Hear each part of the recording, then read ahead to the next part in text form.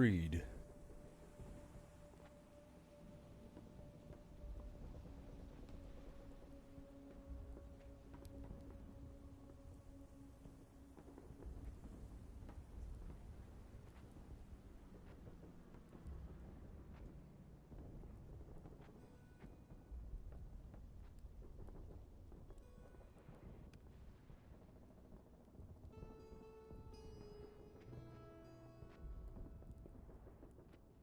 Hey, Hey Zephyr, how you doing? it's the Zephyr solo adventure. It may have to be. Where is everybody? Usually y'all are here by now.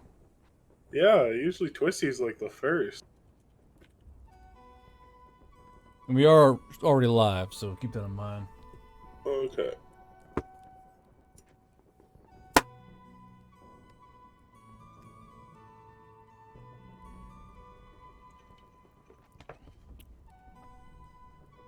Usually when I get all the stuff ready to go, it's you and Twisty and Arse hanging out in the fucking chat. Yeah. So that they're. So I'm usually one of the later ones to be in. Yeah, usually. Well, there's ours. Yeah, there's So we Arse. got a duo adventure. Let's go. Hi. Arse and Zephyr Adventure, let's go. Thank you for flying Gorgon Airlines. That won't cause any trouble. We'll be fine. Hey guard, not gonna lie, the new video was worth the wait. Yeah, sure it fucking It was. Good video. fucking embarrassing. And then Realistically. And the thing is, though, is that I'm having some rather surprising Twitter's fucking retweet that fucking video. Like, I was scrolling through and fucking Whipping Outfitters retweeted that fucking Twitter post. I was like, oh no. So, You're Twitter famous. well, when I posted that, it was supposed to be like for like posterity, like, yeah, there, I did it, you know. So yeah, it'd be. I went to bed. There was like one comment and 12 likes. Like, you know what? That's fine. It's good enough for me. Went to bed, woke up. It's like 600 likes. I'm like, what the fuck just happened? And then like Moonshine fucking animation commented on. I was like, oh, not why is Moonshine gonna see me like this? Fuck. Paid outfits are just great publicity. Come on. I don't get it, dude. I do not get it. Your We the People holster? What's a We the People holster?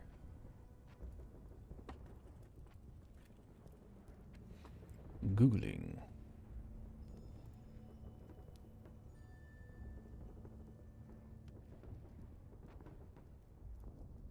It's a standard kydex to me. Oh, man. See, I know Blobby ain't coming because Blobby's got to move house. Hold on.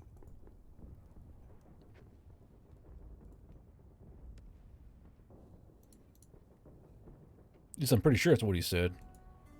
Yeah, Mega's that's what he always like said. the last to show up. The real question is Twisty's here.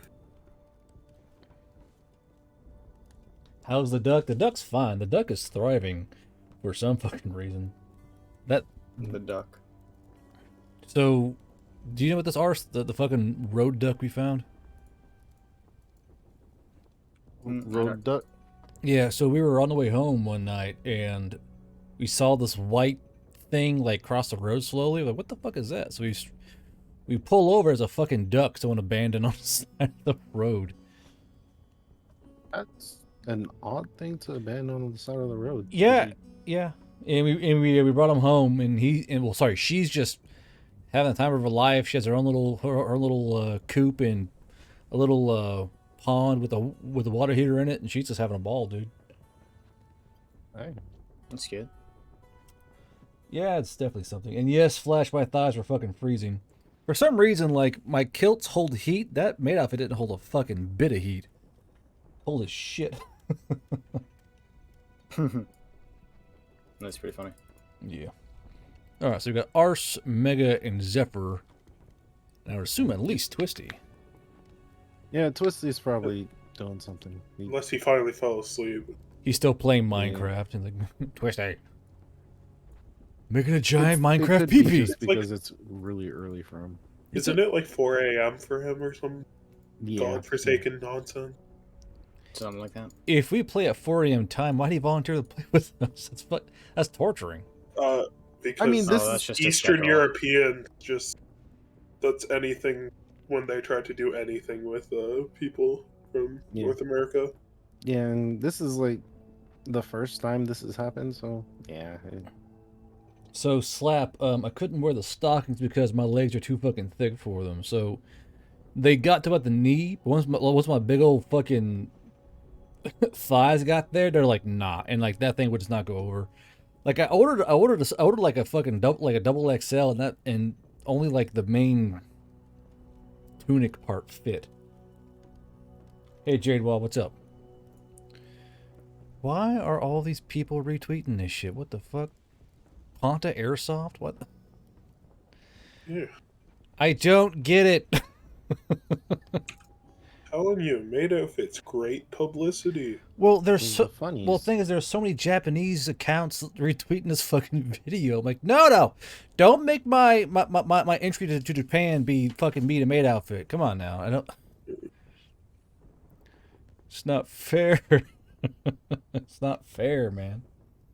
New haircut? Speaking of Yeah, anything. I got my side shaved back down.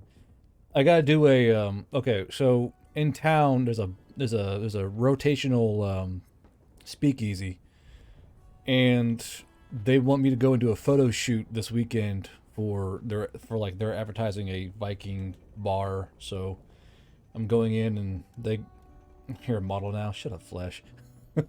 But I'm going in, and they're gonna give me props and costumes and take pictures. So it's whatever. A friend of mine. All right, once we get Twisty in here, I'm pretty sure we can zoom away. Mm-hmm. So what? So did you guys reorganize your big spreadsheet of gear, or what? Personally, not. I think it's just me and Twisty use it, so I need to. The others have their own thing, I assume. I put mine in there too. Oh, okay. So, what do you guys remember from your last game? Oh, Shot We're in the knee. dodging responsibilities. Do what? We're dodging responsibilities. Zephyr decided that he didn't want to do the whole thing. Well, it was forced responsibility. Still, Yeah, so it was just like, we chose instead to go on a suicide mission. Not a suicide mission, just a mission that would take a really long time. It's Yeah. only a And- suicide mission if you die. All right, if you live, it's not a suicide mission. Exactly. Yes. He knows what he's talking about. I think we stopped at us preparing to actually get actually leave, yeah. supplies. Yeah, get supplies for this mission. So I believe, due to you guys wanting to leave town for an unknown reason, you guys took a particular mission and got a pretty cool vehicle to go do it in. And Yeah. you guys are more or less heading to orc territory, I believe. Yeah, that sounds about right. We just have to actually prepare for it though, since we don't really have any supplies. Us low totem poles got assigned on a mission. We have no way to. We just have to go. No. Can't say the ears or the shorts are my favorite part. Needs in the Jeez. military and all that. Yeah. All right. So I believe you guys were issued a double carriage tracked vehicle. Let's see. So, more or less, you guys want to leave as soon as possible, right?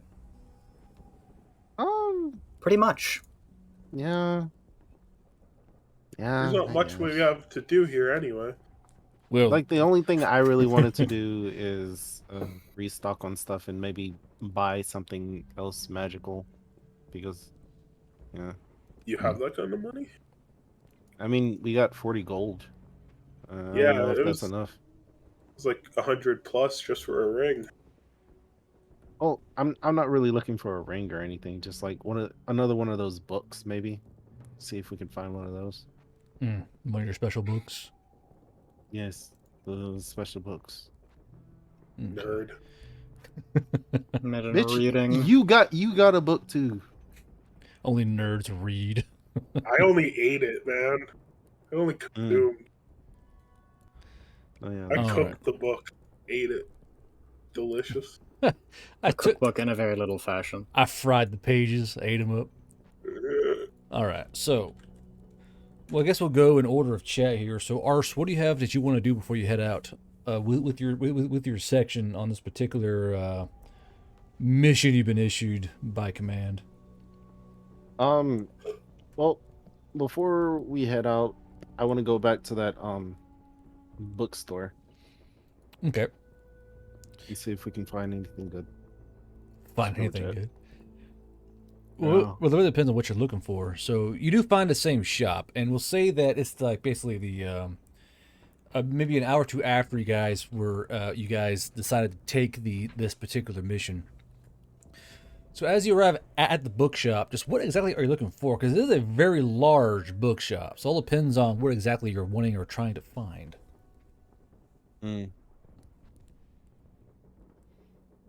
Well, one thing that I really need is just a slight boost to my spellcraft. So anything that could boost that. What's fucking Honestly. white? Actually, no. Probably something that'll boost modern knowledge, honestly. Modern knowledge about humans, then. Yes. Okay. So, when it comes to modern human knowledge and knowledge of the things across the veil and all these new, vehicles and ideas, this bookstore doesn't really have a lot of actual books, but there are like these rapidly printed off scrolls and pamphlets on things that on the curiosities and curios of things that are coming out of the dwarves and the Oni and the Brimtouch are being sold these contracts by both Yule and Coco, the respective commanders of Cosmoline and Zerg Company. So there are a lot of pamphlets. Like there's like, and it's kind of odd how they're all kind of these are very very clearly handmade and being hand printed off in mass. So it's kind of like they're kind of like the underground comic books of the time. So kind of like where they're all being mass produced, handmade, not really publicized, but kind of like they're kind of left in stacks with like a little jar that the bookstore guy tosses money into. People buy them. And as you walk up to this huge kind of like table of all these handmade pamphlets, you see things that are like weapons from beyond the veil, talking by miles, the weapons of the heavens, the strange wheeled beast of the humans. There's all these different pamphlets that are all laid out about 10 or 15 pages thick, and they all sell for about a silver a piece. I'll pick up one. And maybe if there's anything that's stands out out of all of those. Honestly. There is one that says the human gods of war, and as you pick up this little pamphlet, you see on the front what looks like a huge muscular man who's kind of like part machine, another man who apparently hates shirts and is firing 2 large machine guns. There's also a woman who's like holding a weird heart-shaped staff and is like wearing some kind of like breezy costume. And as you kind of pull the first page open, it starts talking about these mystical and these how do you say popular gods of war and mysticism that are worshipped by humans. And you can tell that all these pictures are hand-drawn renditions of what they have seen from possibly something else. And from what your character can, give me a brain power check. Oh God.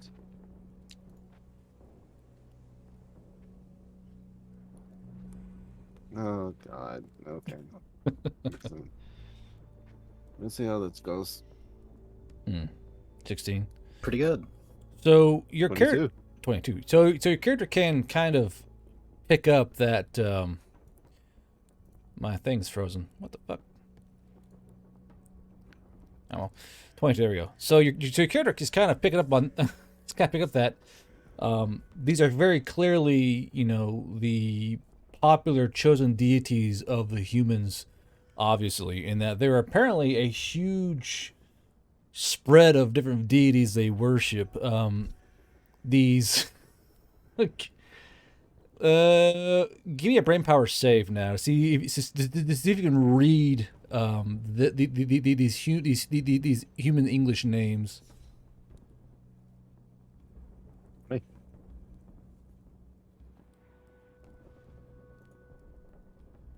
Man, it's freezing a lot today. What's going on here? Hold on, I'm gonna restart my Foundry. It's freezing a lot for some reason.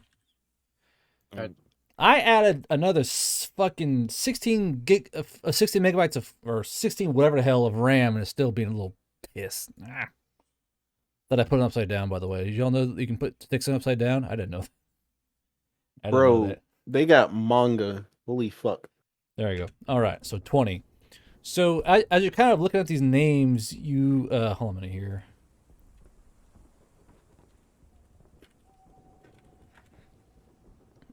You see these names like Schwarzenegger and Usagi Tsukino and this strange mythical man named Rambo. It's all these different deities that all the humans worship in times of war or that kind of thing, as well as some strange man who's some kind of poetic god of literature called Shakespeare.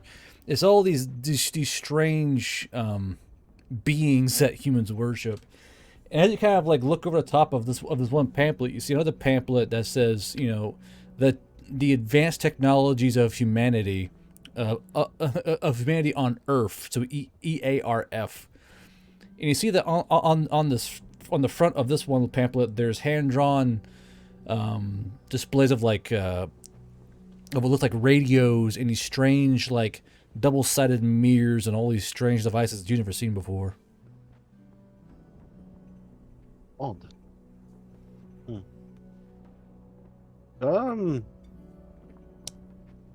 Ours will probably be interested in the whole gods thing, and I guess he'll buy multiple, just like Okay. because it's just they said that this was going to be a long time, and he might as well study up on a human culture. Real human culture, yeah. Yeah, sure. All right. So how many you want to buy? And one of each, honestly. Okay. So if you want to buy one of each, it'll be 15 silver pieces for every single pamphlet they have. Okay, so that's just 1 gold and 5 silver, really. Yeah. And then, of course, each of these little pamphlets takes about a day to read. So after 15 days, it'll be plus 15 to human pop culture knowledge, more or less. Okay. Sure, why not? It's like what the fuck? Man, once we go that quiz show episode, you're going to do great. I'm gonna be amazing.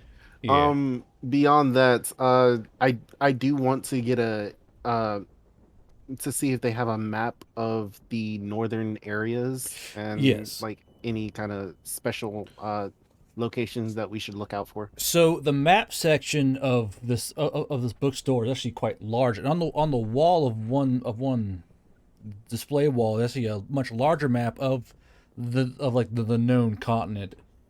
And as well, the bookstore owners have put little pins in places they're currently full of conflict and where borders have changed from where they once were.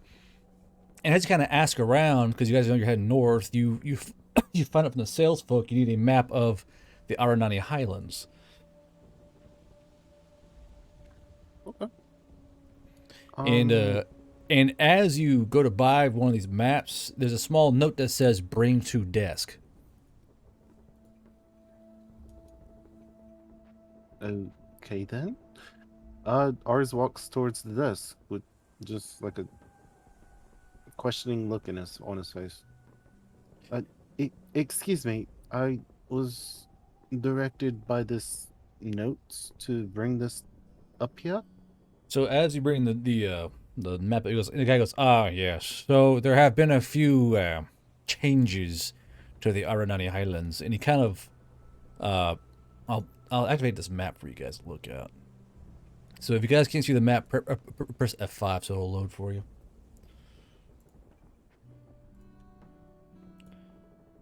And when it's loaded, let me know so I can draw and show you guys what he's drawing for you.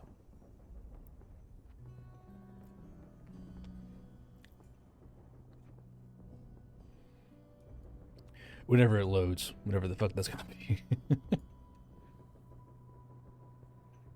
Waiting patiently. I'm loaded. You're loaded? Okay.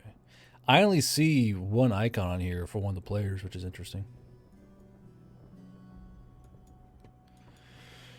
Not exploding for me.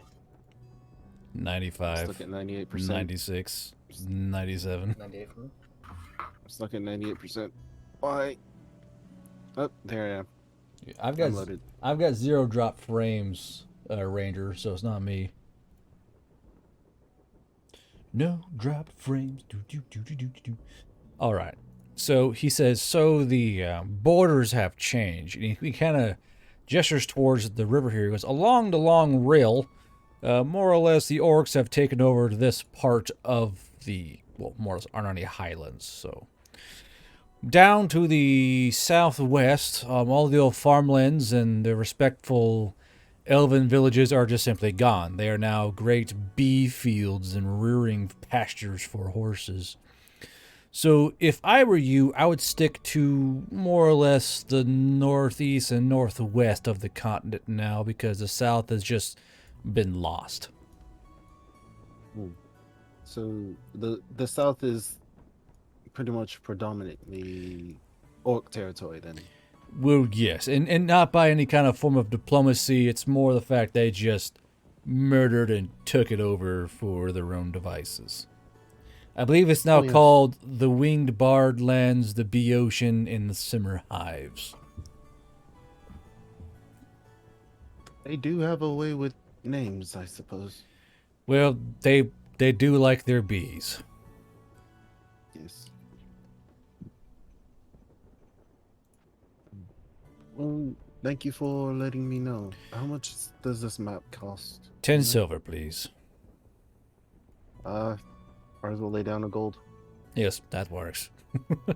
And kind of takes the coin from you. Do you have any more useful information, sir? Well, all I've heard is it's mostly rumors. No one really goes near the old lands nowadays. I mean, we used to have our towns and villages all the way to the little brother and the big sister, and now it's simply just the comfort now for us. But for what it sounds like, more or less, the orcs are trying to make this place their new heartland, or whatever they call it, where the great moving capital can sit in peace. And I don't know. Ever since the wars erupted in the Alberdan countryside, they've been kind of trying to fortify themselves in the Ironani Highlands.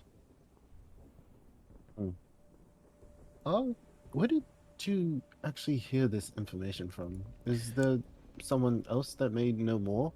No, mostly scuttlebutt. You hear traders coming back and forth all the time because you see, it really takes the piss. But more or less, the wax they make over there is actually extremely high quality, and a lot of the temples want it for their candles. So there's kind of I hate how this sounds. There's a wax black market going on where orcs who want to make more money will more or less shuffle wax into the forest and sell it to entrepreneurial valios.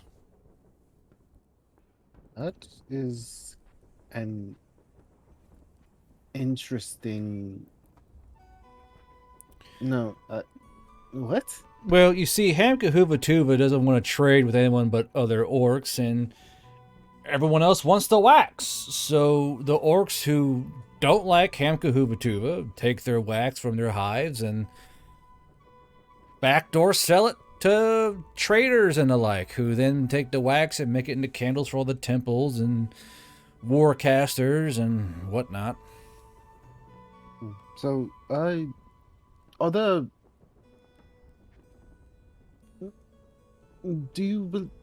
Are the temples in contact with these orcs that don't like this Hango Huvatua? No.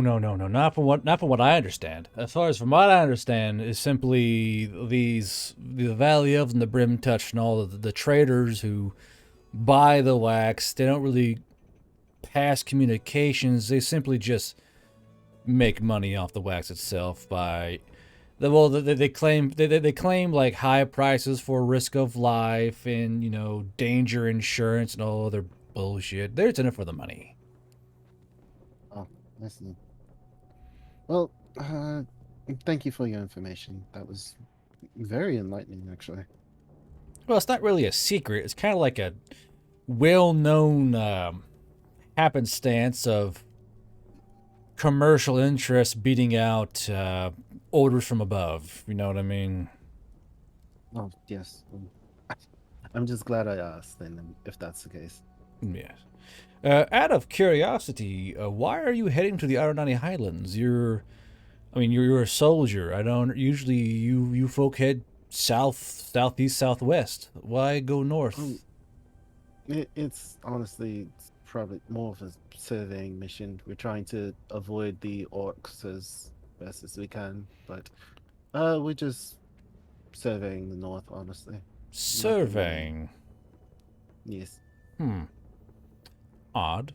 Well, if you out on your survey find yourself within contact of the less watermongery orcs, because they do exist. There's a whole crafting clan that just bees. They're just bees every day. And if you're able to get in contact with them and you have to get yourself in a handful of wax, I can help you sell that to prospective buyers if need be.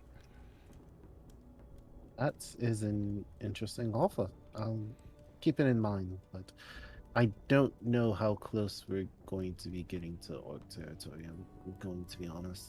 Well, if you just find yourself in that neighborhood, you know, you got a guy waiting for you back home who can help you make a bit of coin and maybe trade you in books. I saw you and your big clickety-clackety friend bought a book or two, and if you guys like more books, we can come to an understanding.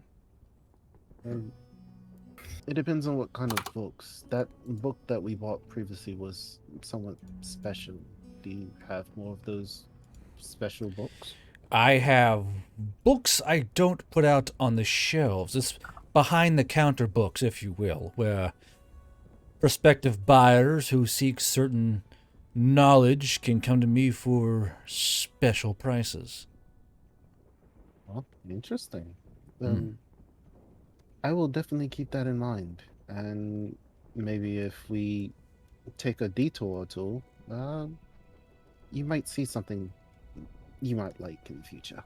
Ah, well, I'll be here and I'll be waiting. Good to hear. Good day, sir. Ah, good day to you too, and take care. Well, there are crafting clan orcs. There are other orcs there who may take offense to you even being within stepping distance of the new Heartland. If that's the case, I have ways of blending in. I can work things out. Well, thank you for the advice there. Best of luck to you.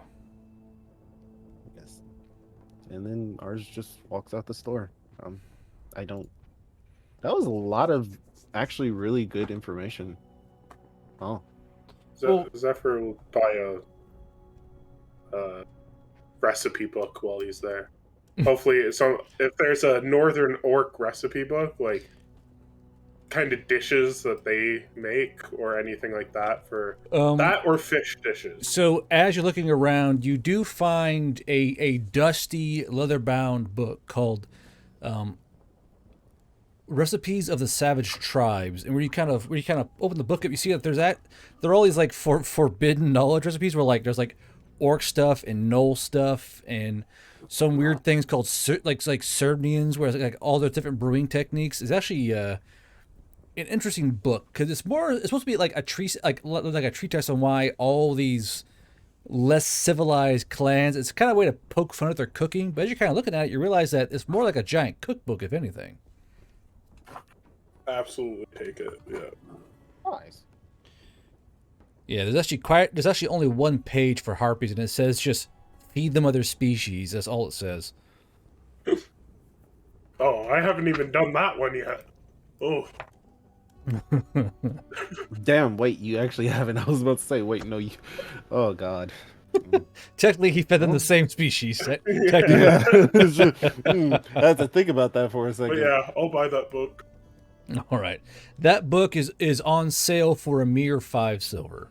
It was originally priced at 10 gold, but it's just like no one's like, I don't want to buy that fucking book. So it's a D. Savages? More or less recipes of the Savages is more or less the title of the book. It is. Okay. Just feed them other species. Good to know.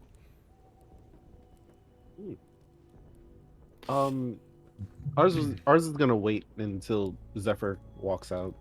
Yep. Okay. I'll be out after buying the book. Okay, so he'll just walk up to Zephyr and say, "That was a surprising amount of information that I didn't expect to get from a bookstore." I'm just Oh, glad that's to right. hear that it's not all hostile territory. Yes. Good at least, you know? Yeah. I might as well do some research of my own, you know? Do you have anywhere you wish to go? Same fucking bookshop. Okay. Well, good luck. So just browsing the stores or anything pertaining to the nomadic lifestyle of the orcs, or any sort of like culture-wise, or like There actually are quite a few books on the orcs, actually, indeed. mhm. And it's more of a kind of like a study of their history, where it kind of shows how they were once like basically a know-nothing cluster of loose tribes that were once united. And there are a lot of books on these. It depends on how do you want. We want one really good book or like a few multiple books. How much money you want to spend is kind of that kind of question. Something that'll just give me the gist of their history, and then if I can, something that describes like the technical aspects of their nomadic lifestyle, like procuring food, if they do any sort of like how they move, any pattern, anything like that. Yeah. So there is one big thick book called more or less well, we'll see if that I do like rolling for these things. It's just called the Big Book of Orcs. It's this big thick tome. This literally says Big Book of Orcs. Nice. And Solid. it's not the best looking book. Definitely better books out there look wise, but by God's a fucking cheap. This thing's for a bargain for only like a silver. Nice. How much does it weigh? How big? How heavy is This thing weighs like 10 pounds. Like, it's just this huge fucking book where like you put it on one of those pedestals to read because it's that fucking heavy. Oh yeah, that's what we're talking about. Okay, And as this you is the one. and as you kind of open it up, you kind of fall to a page where it actually shows a giant bee. And so it's where you realize that these aren't your, like, because all of you know honeybees, this simple little buzz.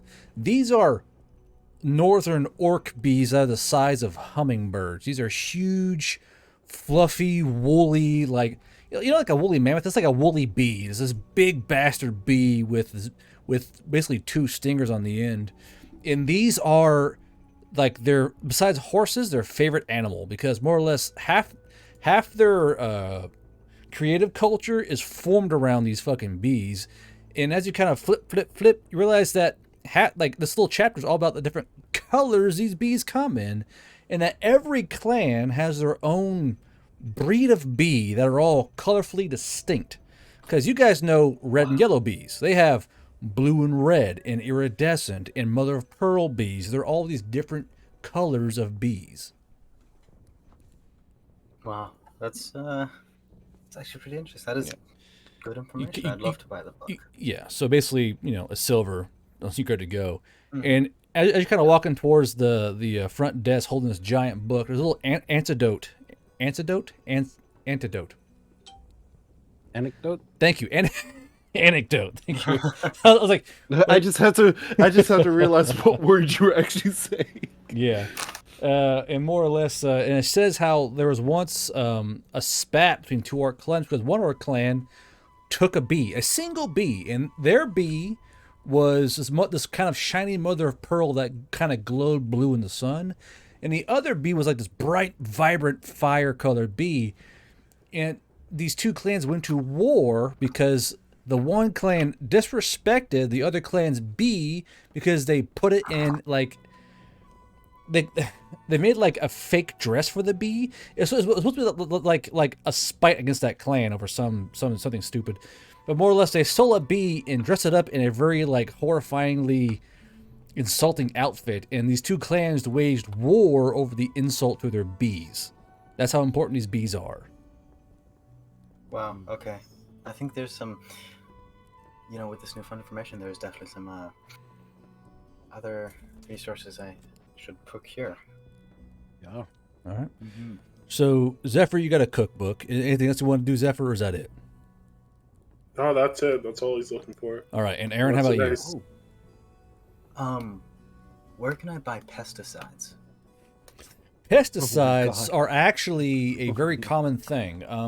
Some are more relentless and some are more soft-handed. Like there's one that kind of like make the bugs go away, and other ones that make the bugs go to hell. Like so which kind of pesticide are you wanting to find?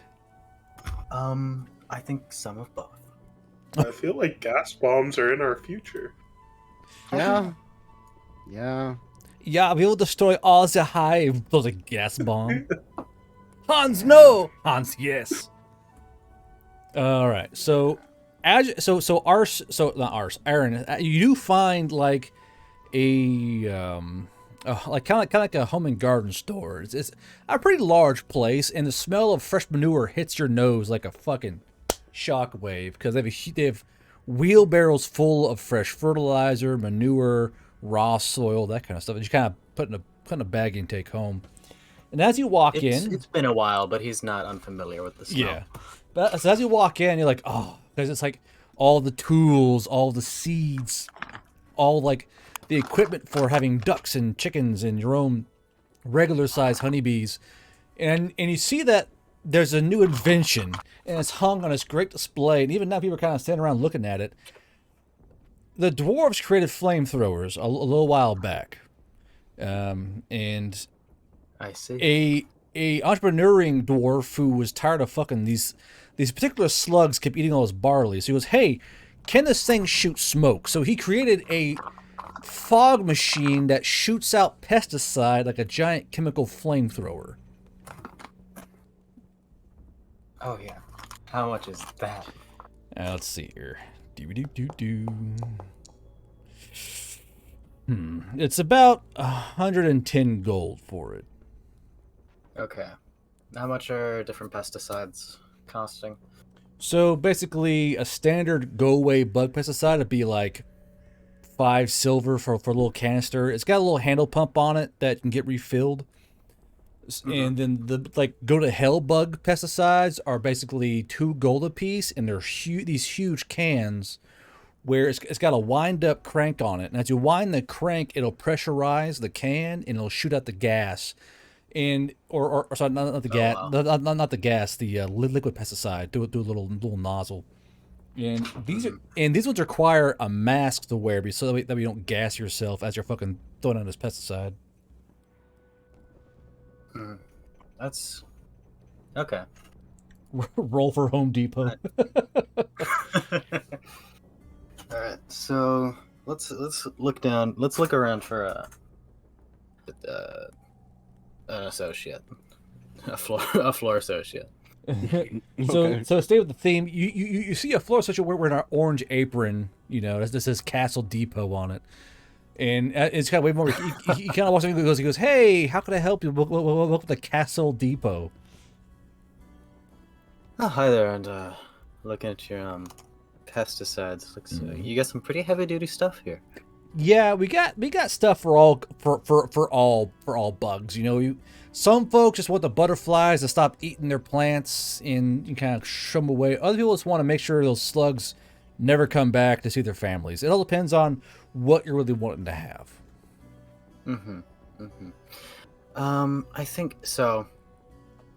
I'll tell you the whole story. I've got a neighbor who's really big into bee farming. He's like, he's a, you know, he's got the apiary and everything. Yeah. But his bees get all over my fucking roses, and like, it's good for them, but it attracts other bugs, and they get to damaging the petals, and you know, it really just ruins it all. And I don't want to use any too harsh pesticides, but I really want to, you know, I want to get everything off. Well,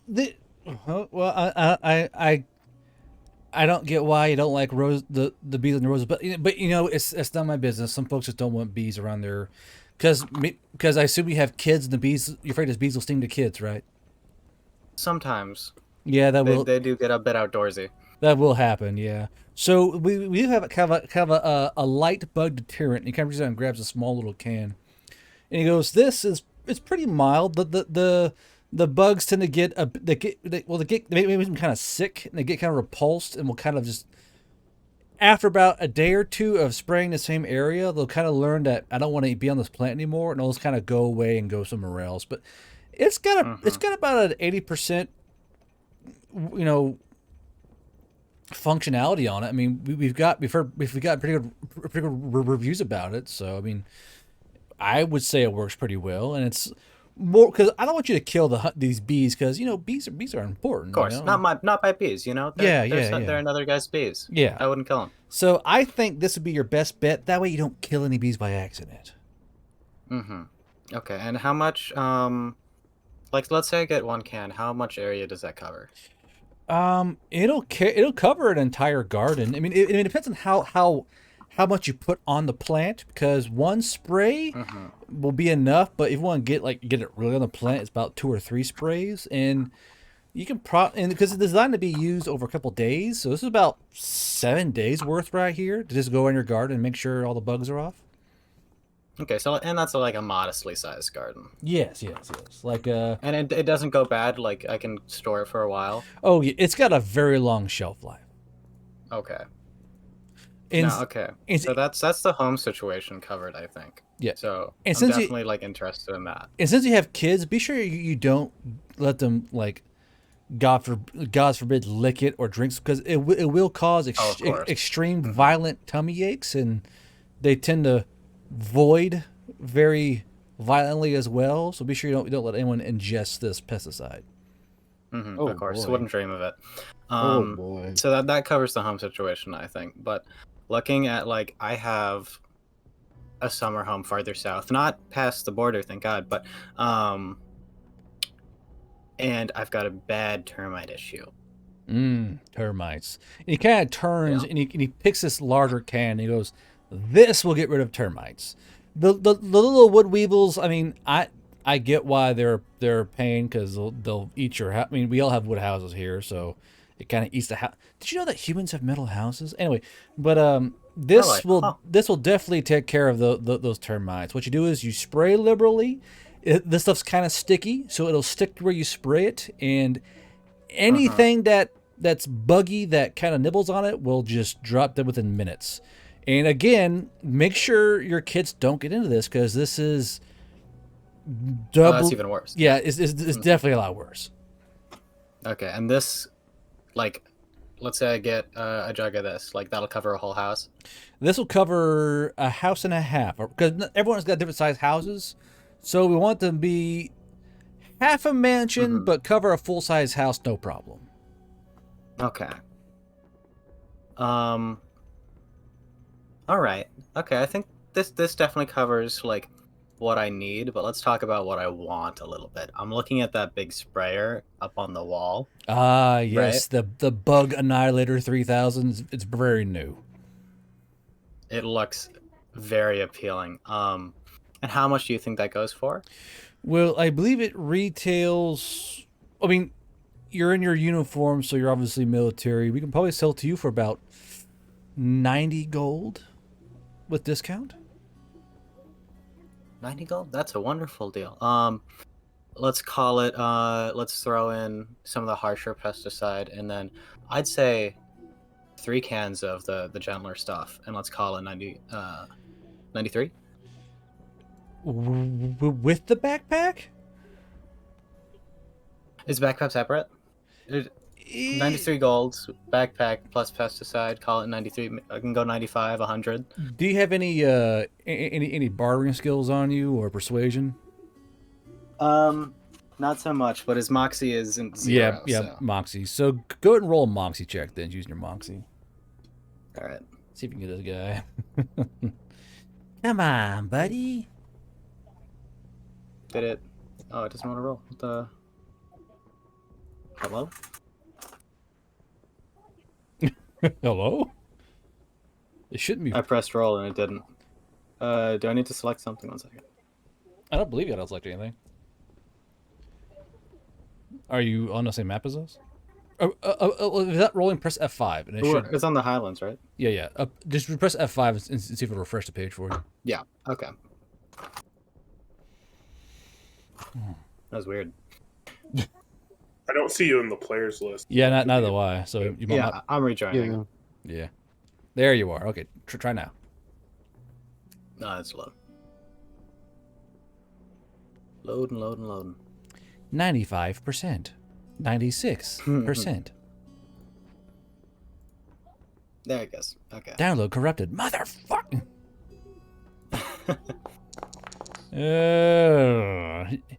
Did it go? He goes. Well, with all the pesticides, it'd be more like 105.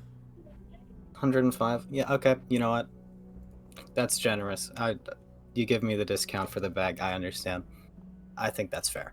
Okay, so go ahead and subtract 105 gold from your account there, and more or less the guy goes excellent, and he kind of takes you over, and everyone kind of watches you as he picks up one of the spare bug killer 9000, what the fuck I called it. He kind of puts on the counter. Bug Annihilator 3000. Yeah, the Bug Annihilator 3000. Thank you. And I'm sure to write that down actually. Bug Annihilator. We go and commit some war crimes. Let's go. Bug flavored war crimes. And then he also so he pulls up that he gives you enough. Because basically there's one single, there's two not two singular. There are 2 cans on the back that you hand pressurize, and he goes, okay, I think what we can do is here's enough of the light pesticide to fill 1 tank, and here's enough to fill the other tank with the harsher one. That way you can kind of switch back and forth and keep them all in one place. That way your kids won't get sick. Okay. And then just to be absolutely sure, just another jug of the harsh pesticide. Yes, yeah. Oh, you know what? Okay, fine. And he throws an extra container of the harsh pesticide. And so You're an angel. Thank you. And so this backpack comes with, the gun part, and also it also comes with like a few extra hoses, a simple repair kit, and then the hand pump to pressurize your tanks. All right. Guys, I got a book on how bees are important to horticulture, and then I got pesticides. He goes, I think we know what's happening. He goes, interesting. Buys a bug killer, like bug Holocaust machine 9000. Yes. Yes. Well, there's nothing wrong with killing part of their farming industry, right? That's like okay. What could I mean, possibly that was go like wrong? one of their main concerns. Yeah. It's the most important part of their lifestyle, right? It's how they Napalm a benefit. wheat field while we're at it. How'd you know? You have incendiary still.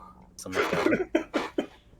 All right. So anything else you three need? We'll take care of the other party members when they log on for next game. We'll take care of them before the game gets further on. But if you guys are good to go, yes or no? Yeah, I think the only yeah. thing on my to-do list is I have to fix up Ars's uniform thing with the LBV. Oh yeah.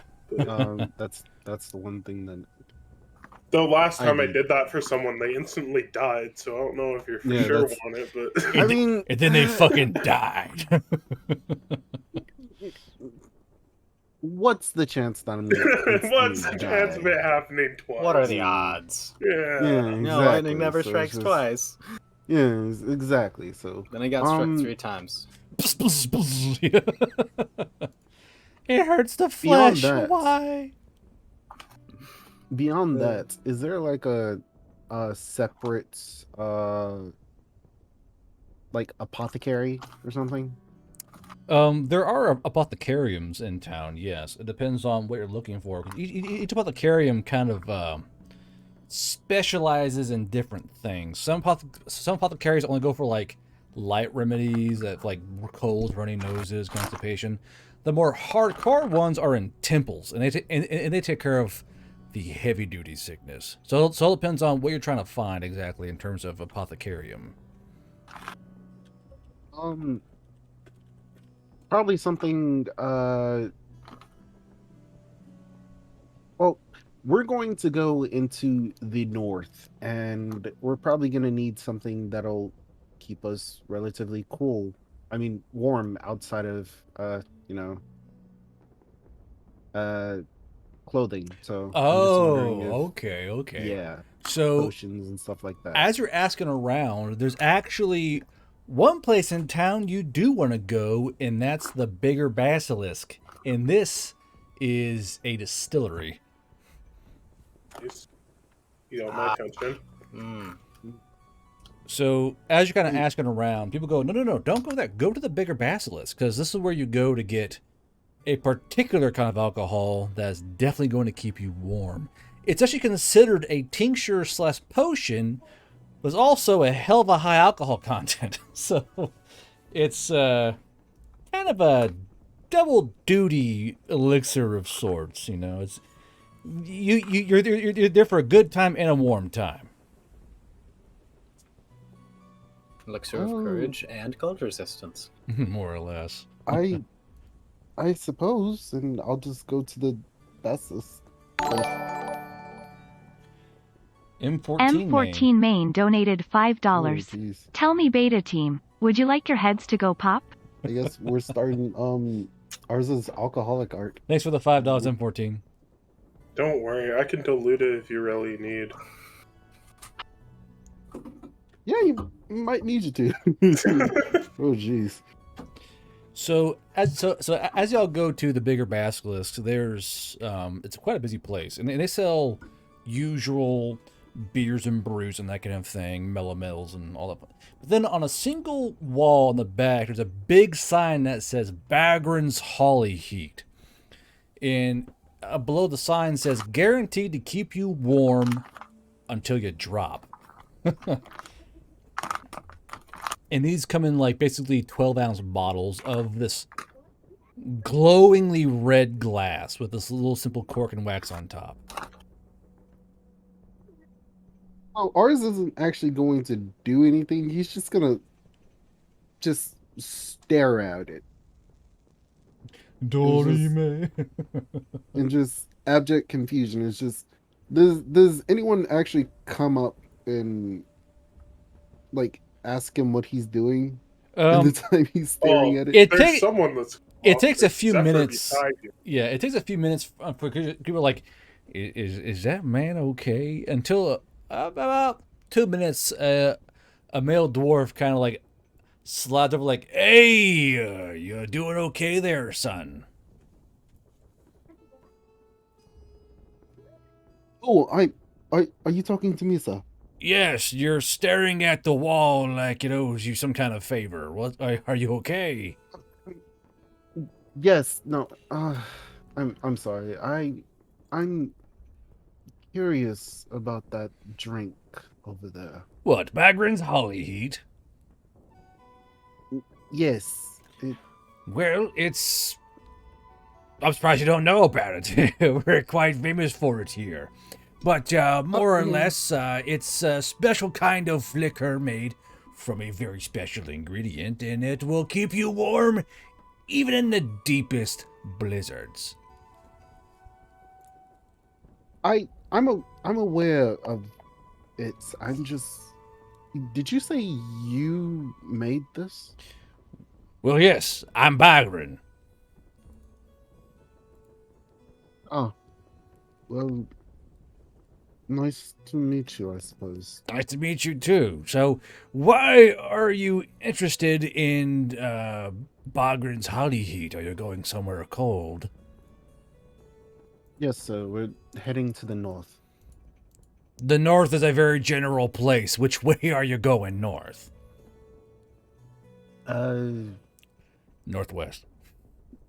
Northwest, I suppose. Mountainous area, yeah. Are you going anywhere near, perhaps, the Comfort near Fengdu, or even further north to the Lesser Clear? It can get quite cold in winter in these times. Well, Dog barking. What season is it? It right now is starting. It's starting to head into fall right now. Okay.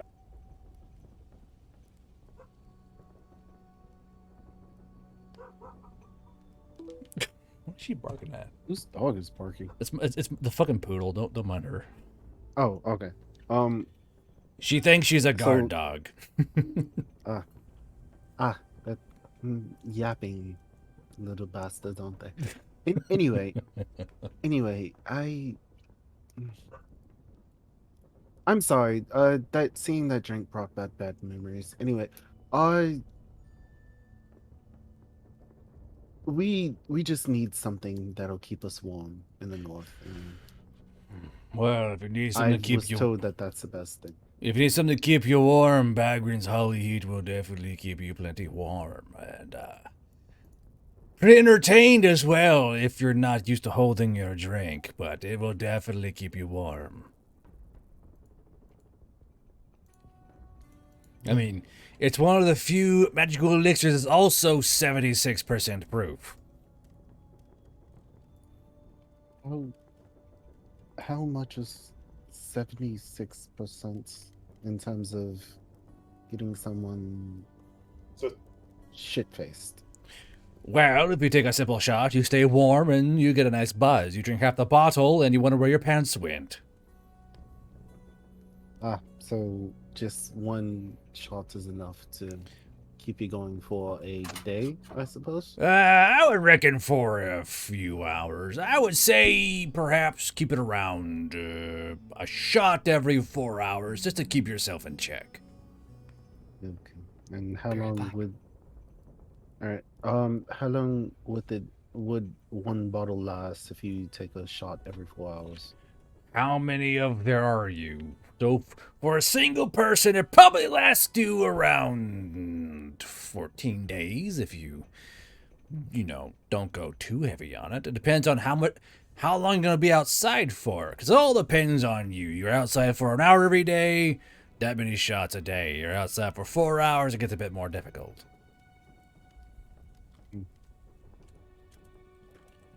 Well, we're probably going to be outside for quite a while, so I suppose... Regardless, how much is it for one? Let's see. You are in uniform and you're heading north for whatever reason, so... Usually, Bagrin's Holly Heat goes for 12 gold a bottle, but for you and for everywhere you're going, I'll sell it to you for 8 gold a bottle just to be nice. It's very generous of you. How many bottles do you want exactly? If we buy 5 bottles, would you knock off 5 more gold? I'm already being generous enough, boy. Don't push it too far now. Fair enough, I just had to try. But yes, I believe 5 bottles are fine, Zephyr? During this entire time, Zephyr's looking around, seeing if they any mention for selling yeast starters or bitters. Yes, there are both of those. There's actually back in the corner is basically called the yeast bin, where they have more or less live cultures kind of festering and being fed through the day. So there are live cultures being kept fed and foamy in the corner of the store. As for bitters, that's simply in their ingredient department. So you got like bitters and syrups and that kind of stuff all in these little racks. Okay. Yeah, yes. 5. He Five pulls of- his head out from all of these. Yes. 5 of these bottles of this brew for 40 gold. Is that fine? Yes, and if we can add in some yeast and bitters here too. Yeast and bitter, sir? Yeast and bitters. Well, the yeast is more or less a copper per cup. We got plenty of yeast to go around. As for bitters, they're mostly, they're usually only a silver a jar. Depends on how much bitters you want. A simple little tiny jar for a bar is about 5 silver.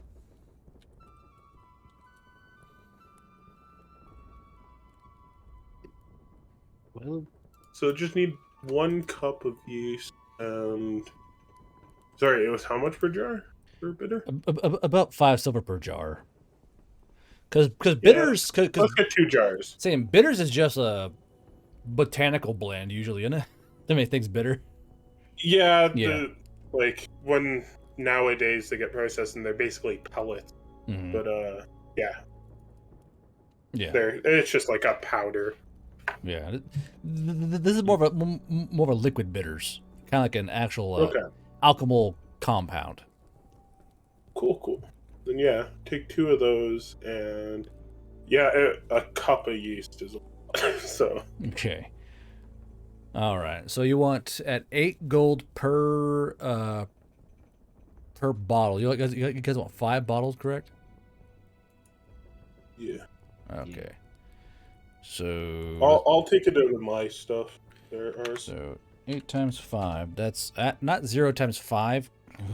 8 times 5. Oh, that's a great discount. I Yeah, like I'm sure. So it'd be 40 gold, 5 silver, and a copper. it. Sounds good. That was my last copper. My last copper. All right. He goes, anyway, as you guys are heading to this location up there in the northwest, will you by chance be heading anywhere near the Comfort? It's a big lake up there that kind of bisects the lands. Ours pulls out the map that he just got, and so I believe so. I believe we may. Yeah, you can't. You see his big thick finger kind of taps this big lake and is able to goes, yeah, right there, the Comfort. On the southwest banks of the Comfort, there's a special kind of plant that grows there. It's a big, red fluorescent plant. You can usually find it at night. And right now, unfortunately, the orcs have taken the south bank. So if you find yourself there and happen to be free of time, I will pay pretty good money for a handful of those flowers. Hey, Twisty. Which Sorry, recipe do you I usually dozed off. use these flowers? Well, usually I make those to make the brew that you guys are currently buying. However, I usually buy my buds from Fang Duel or Mun Krieg, and with winter coming on, the dwarves are pulling back for solstice away from the orcs.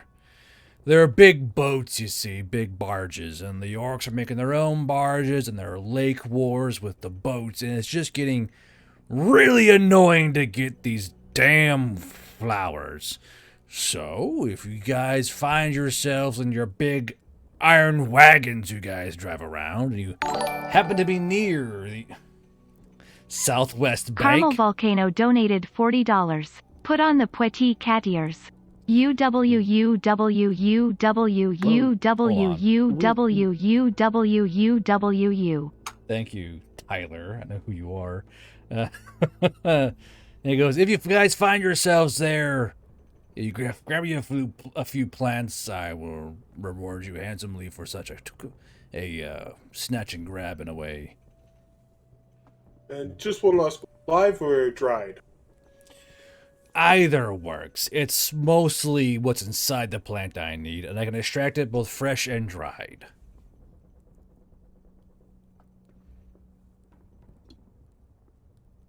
Well, if we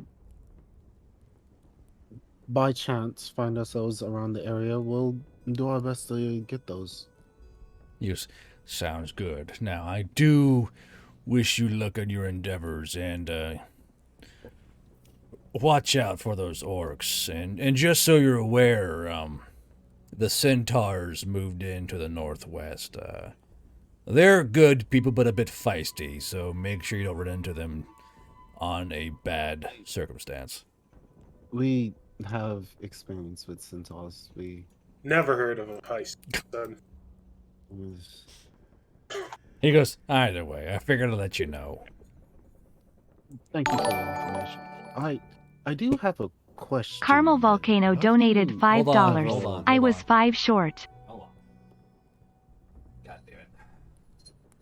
Bad enough when your real life friends try and screw you over like this. Oh my God. Federation _ Prime donated you just $5. put on, Now. but it's very jingly. Hold on. Yeah, I know. Give me a second. I have to open up the screen now. Check this. Ah. Shit, okay. Hold on. These are wanting to fight me.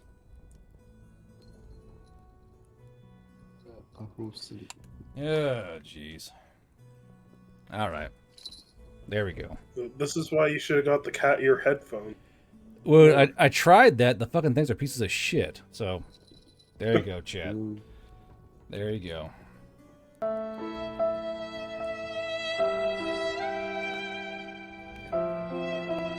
Only an hour left. This is fine. Everything's fine. Jesus. You gotta love when a real life friend makes you do dumb shit on the internet. Thanks, Tyler. What else are they supposed to do? Support me in fun and wholesome ways, not this shit. That's did. funny. That's That's hilarious. boring. Alright, so I'm doing this dumb shit now. And I gotta voice a dwarf wearing cat ears. What a day in life this be. So, Twisty, your compatriots are getting ready to go off on the mission. Is there anything that you want to get done? Not really. Okay. Do you not want to get a melee weapon or something? Something extra? No, he already has like the best No. melee weapon. I mean, true. Yeah, True. I did have Chat, a why are you question spamming for, RIP? Quit. Good lord. Dark Side Phil's got a damn cowboy hat. I have cat ears. That's whatever, right? Alright. So anything else you guys need before you head off? Q. What will be what will we get from the Veil Riders as far as like rations, potions, stuff like that? So more or less, you Totally guys are going to fine, get this chat spamming RIP. And I don't know why. So you guys are going to get bog standard equipment, basic healing potions. More or less, all y'all's basic combat kits going to get refilled. So you get your basic potions, your basic kits, your basic tourniquets, all that fun stuff. And nothing really special per se. Well, things that weren't listed inside the actual mission description, because you guys get issued a vehicle and whatever else I told you that day. Besides that, they assume that you're going to have what you need to go do the objective. Ain't a lot of assumptions there. We have guns, ammo, and 2 vehicles, right?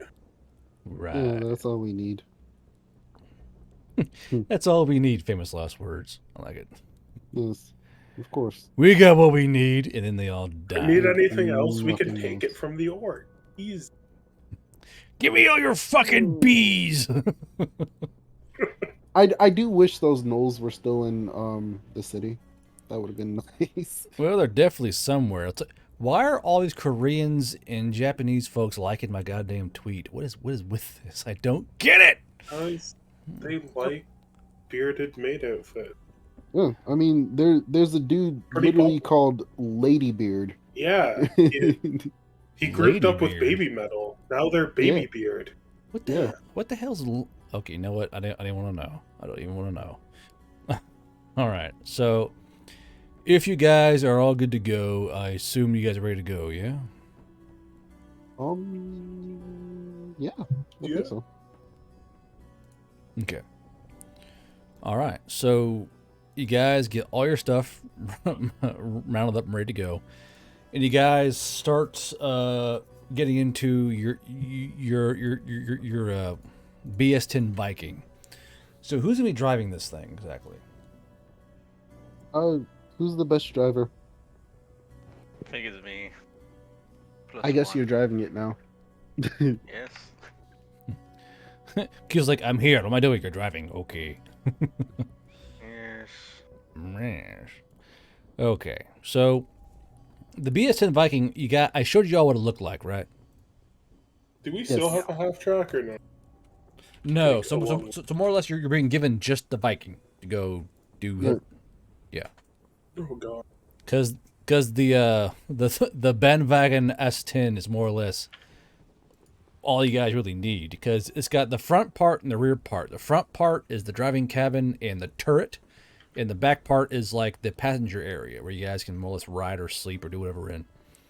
So this BS10, How big is the passenger area? Because you're riding on top probably. okay, So good thing we got 5 of those bottles. yeah, so more or less, as you guys go to retrieve the vehicle, I'll post a quick picture in your chat. You see that the engineer corps has more or less rigged up a kind of second level to the rear compartment, where they've kind of put up like wooden walls that kind of tilt towards the center, and it's kind of like a giant.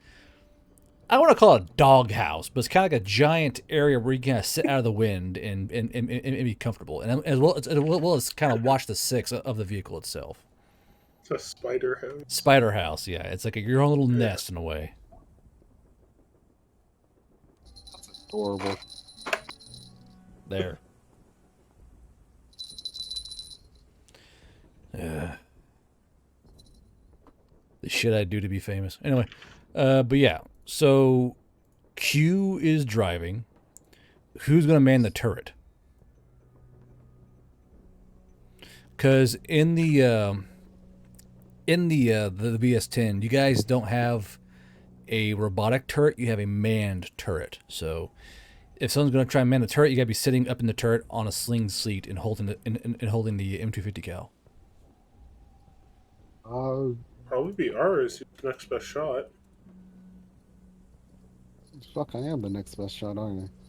Yeah. I have a +2 to ballistics. I think so. Well, yeah, I have the same, but Mm. I'm in my doghouse. So Shame I'm in my good at shooting as well. doghouse. Aaron, how do you feel about manning a turret? Well, he's got 2 in ballistics and then none in machine guns. So about the same we're, as the we're, rest we're, of we're all us. about the same, so. Yeah, Mhm. so pretty much the same as anyone else. Bro, what are you doing? Oop. My best. What's these- Probably should have bought some books on. Wait, Mega, can you drive? Like, do I have the skill? Yeah.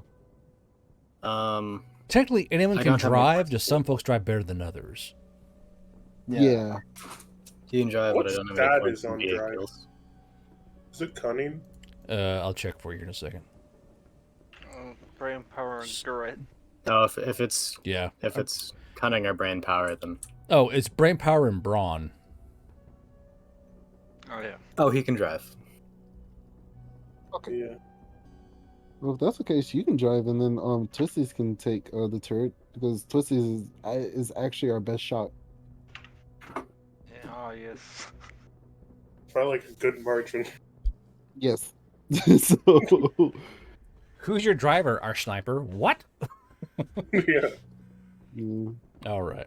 So more or less in the second compartment, because there's a small radio that goes between the two compartments. And the back part's mostly like a slightly bigger radio, a row of seats, storage areas, and that kind of thing. So you guys more or less mount up and you head off. And you guys have orders to first go to a big Dwarven City. 1 second here, I'll put them on the map. So just before the Ironani Highlands, the big Dwarven city called Thogland. And in Thogland, you're going to get your, more or less, your supply route going. So as you guys head off, it's a very awkward drive because one guy's in a giant spider doghouse. But, I mean, it's more or less smooth, and it's more or less along the road the entire way. So for the first bit of the leg, Q, go and give me a driving check, please, using your driving skill and your brain power, not your brawn. So am I driving now? Wait, no, it's Aaron that's doing it. Oh, sorry, Aaron. Okay, you give me that check, please. Yep. And brain power, not brawn, you said. Yeah, because brawn's for like doing hard turns and that kind of stuff. 19, yeah, you're kind of plodding along. You guys drive through. So you guys are going along, and you hit Jasper first. And as you all arrive in Jasper, it's fucking pandemonium because there are people running around. It looks like a gun battle happened here. You see bullet holes in buildings. You see a particular Brim Touch specialist like yelling into a radio about how Jasper was attacked by a rogue band of mercenaries, and how one had no fucking leg. Huh. Are Well, we that's not supposed good. to be seeing that on the map? Because I'm still seeing the Highlands. Yeah, y'all are on the Highlands for now, but more or less y'all just hit Jasper, and it's kind of absolute whack. So do you guys want to stop or just keep on going? We keep on going. Yeah. I kind of want to figure out what's going on. Well, what we can do is we can gather information, report it back to headquarters, and then keep on going with our mission. I think that's solid. Okay, so as your BSV-10 Viking kind of rolls up, people kind of look at you at your vehicle and you in a turret in this huge spider box in the back, and one guy, one private comes running up and he goes, "Are you guys from command? Were you guys sent to help take care of the Humvee thing?" No, we're honestly just passing by. But what's going on here? Oh, What's the well, situation? Well, it was crazy, right? Because I'm in the mess hall just having lunch, right?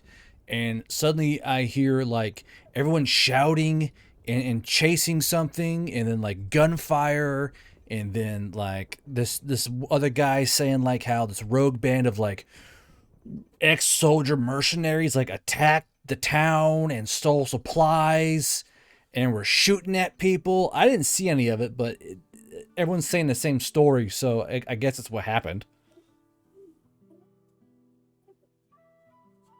A band of mercenaries. Yeah, like there's a harpy in the southern elf with like 1,000-yard stare who kept smoking cigarettes.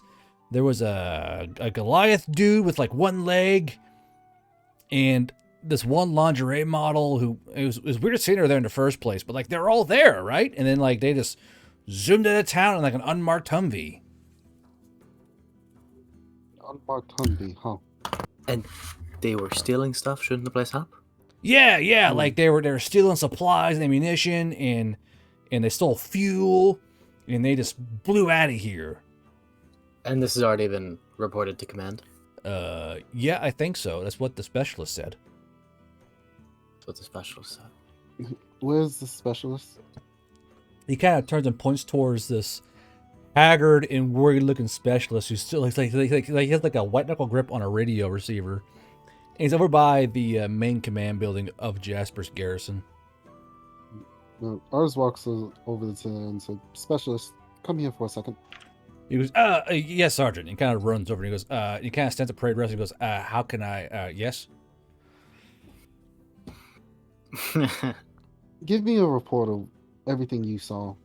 He goes, right, well, we were manning the barricade in front of town, and this Humvee, like, just blew through. I told him to stop. He didn't listen. He kept driving. He, like, held up the refuel private at gunpoint and stole a whole bunch of fuel and fuel cans, and then drove over and stole a bunch of, like, food and ammo and weapons, and then they, like, fired rounds at the town while driving away and cackling evilly. It was awful. Can you give a physical description of these characters?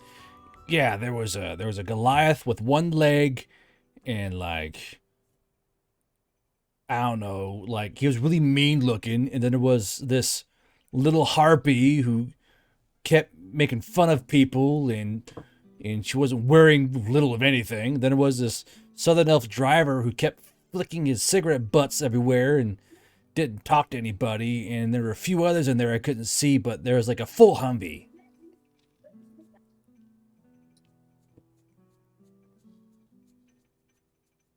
That's you it. say a full Humvee.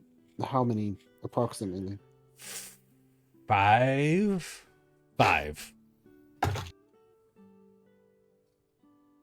Okay. Chain smoking Southern Elf. Did Aaron follow me over to him? Yeah. Okay, so ours is gonna turn to Aaron and say, "Does this sound familiar to you?" Or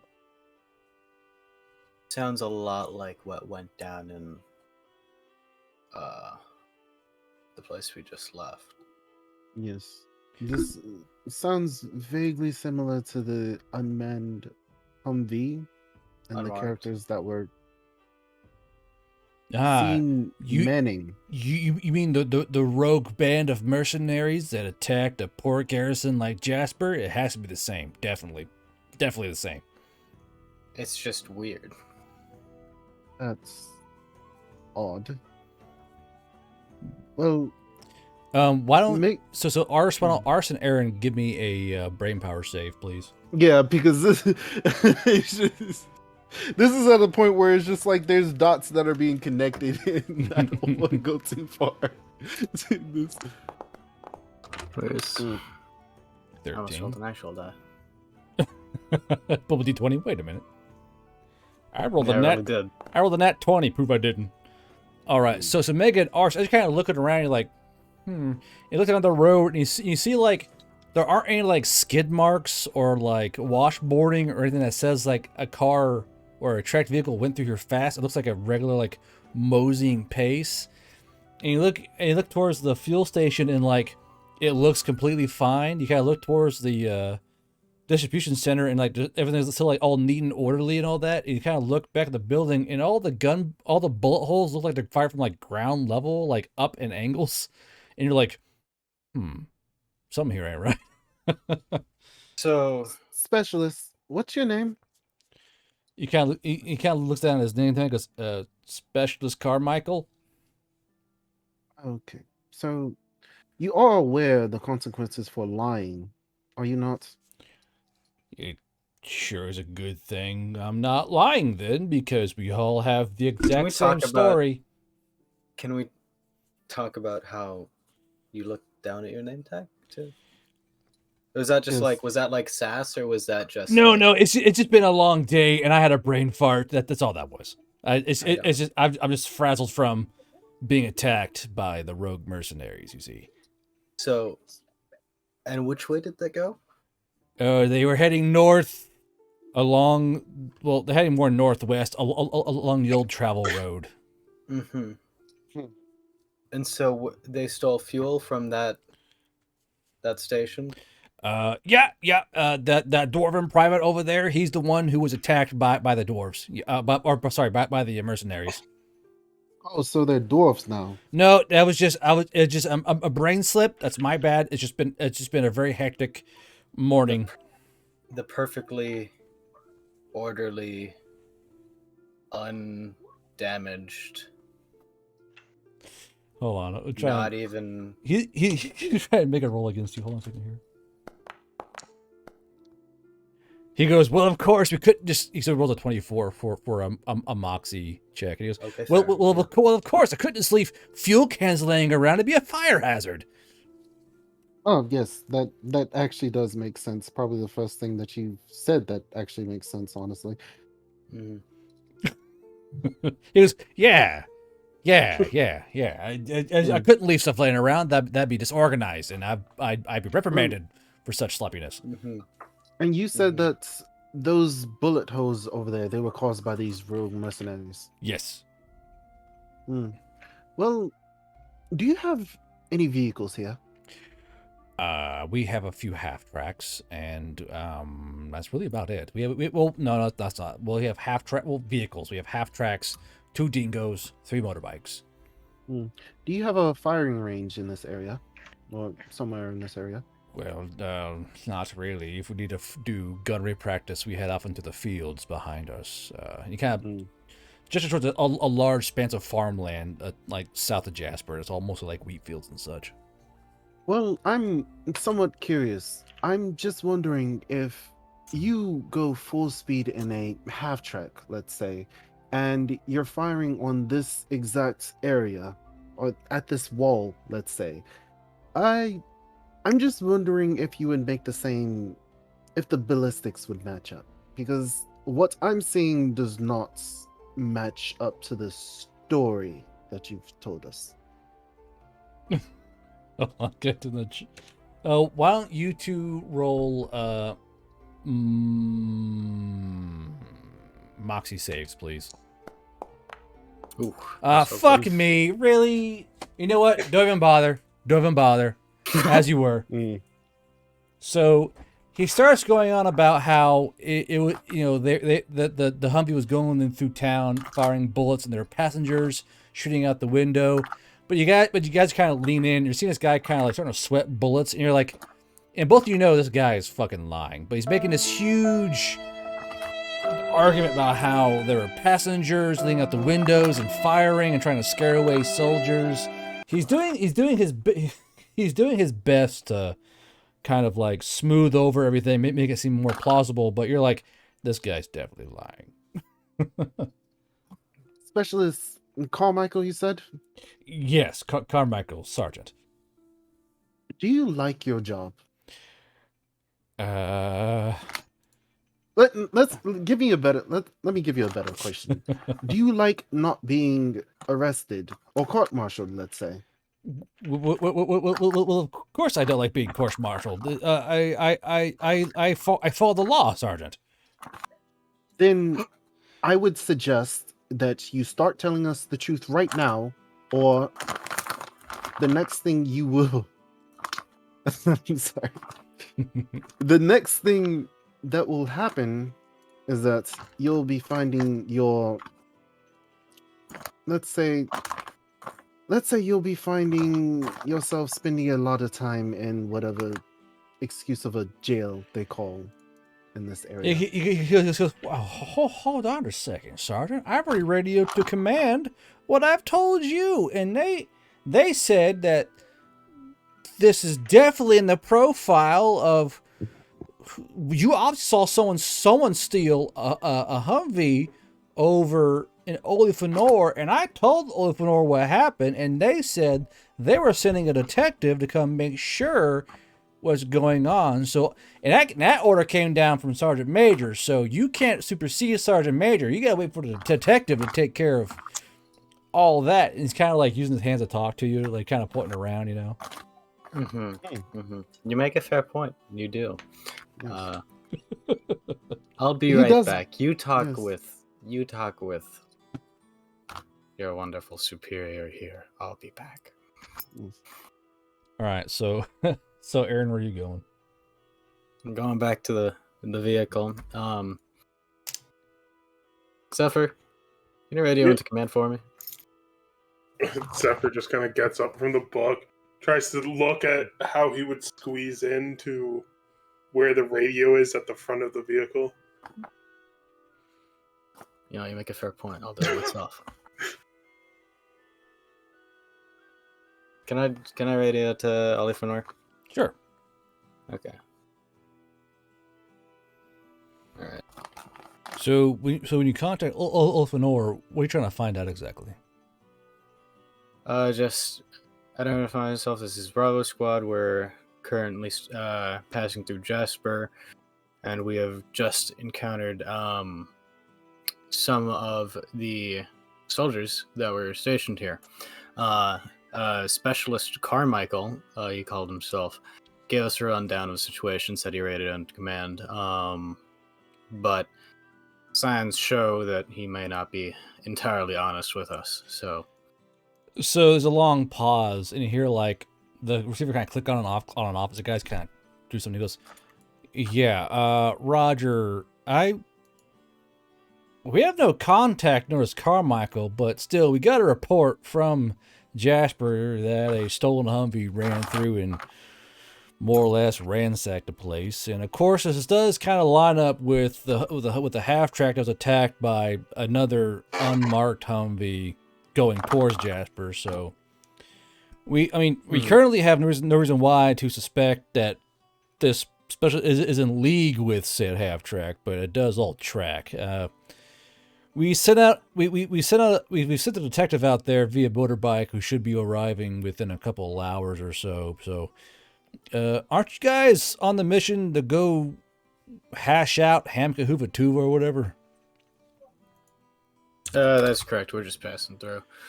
You said you haven't had contact with a Carmichael? No, not a Carmichael, but it may be another specialist there for all I fucking know. I just worked at radios, dude. But you guys have a much more important mission, so I wouldn't waste your time with this piddly bullshit. Just make sure everyone there is safe, make sure the fuel's intact, make sure there's no, like, I don't know, bombs laying around, whatever, and just head out. All right. You don't have a name for for the contact in Jasper? I just got here a couple of, like, maybe an hour ago, so it's probably on a report somewhere, but like I said, it's Jasper. Nothing happens there. I wouldn't really worry about it. If you could just find that report for me, radio back in whenever you find it. All right. And he goes, "Oh, by the way, while you're there, refuel your fuel cans and your Viking. Don't let me running dry anywhere." All right, will do. All right. He goes, "Roger out," and kind of clicks off. All right. Walking back up to ours, however you are speaking to this dwarf, or is it a dwarf that we're talking about? Carmichael? It's a brim touched. A brim touched. Oh, okay. Dwarf is the other one. Yeah. All right, Carmichael Stroy checks out. Command did get information regarding an unmarked Humvee. We're just gonna check on your fuel, check on your supplies, refuel ourselves, and then we'll be on our way. You see the Carmichael individual kind of like breathe out, like, oh, kind of like in relief.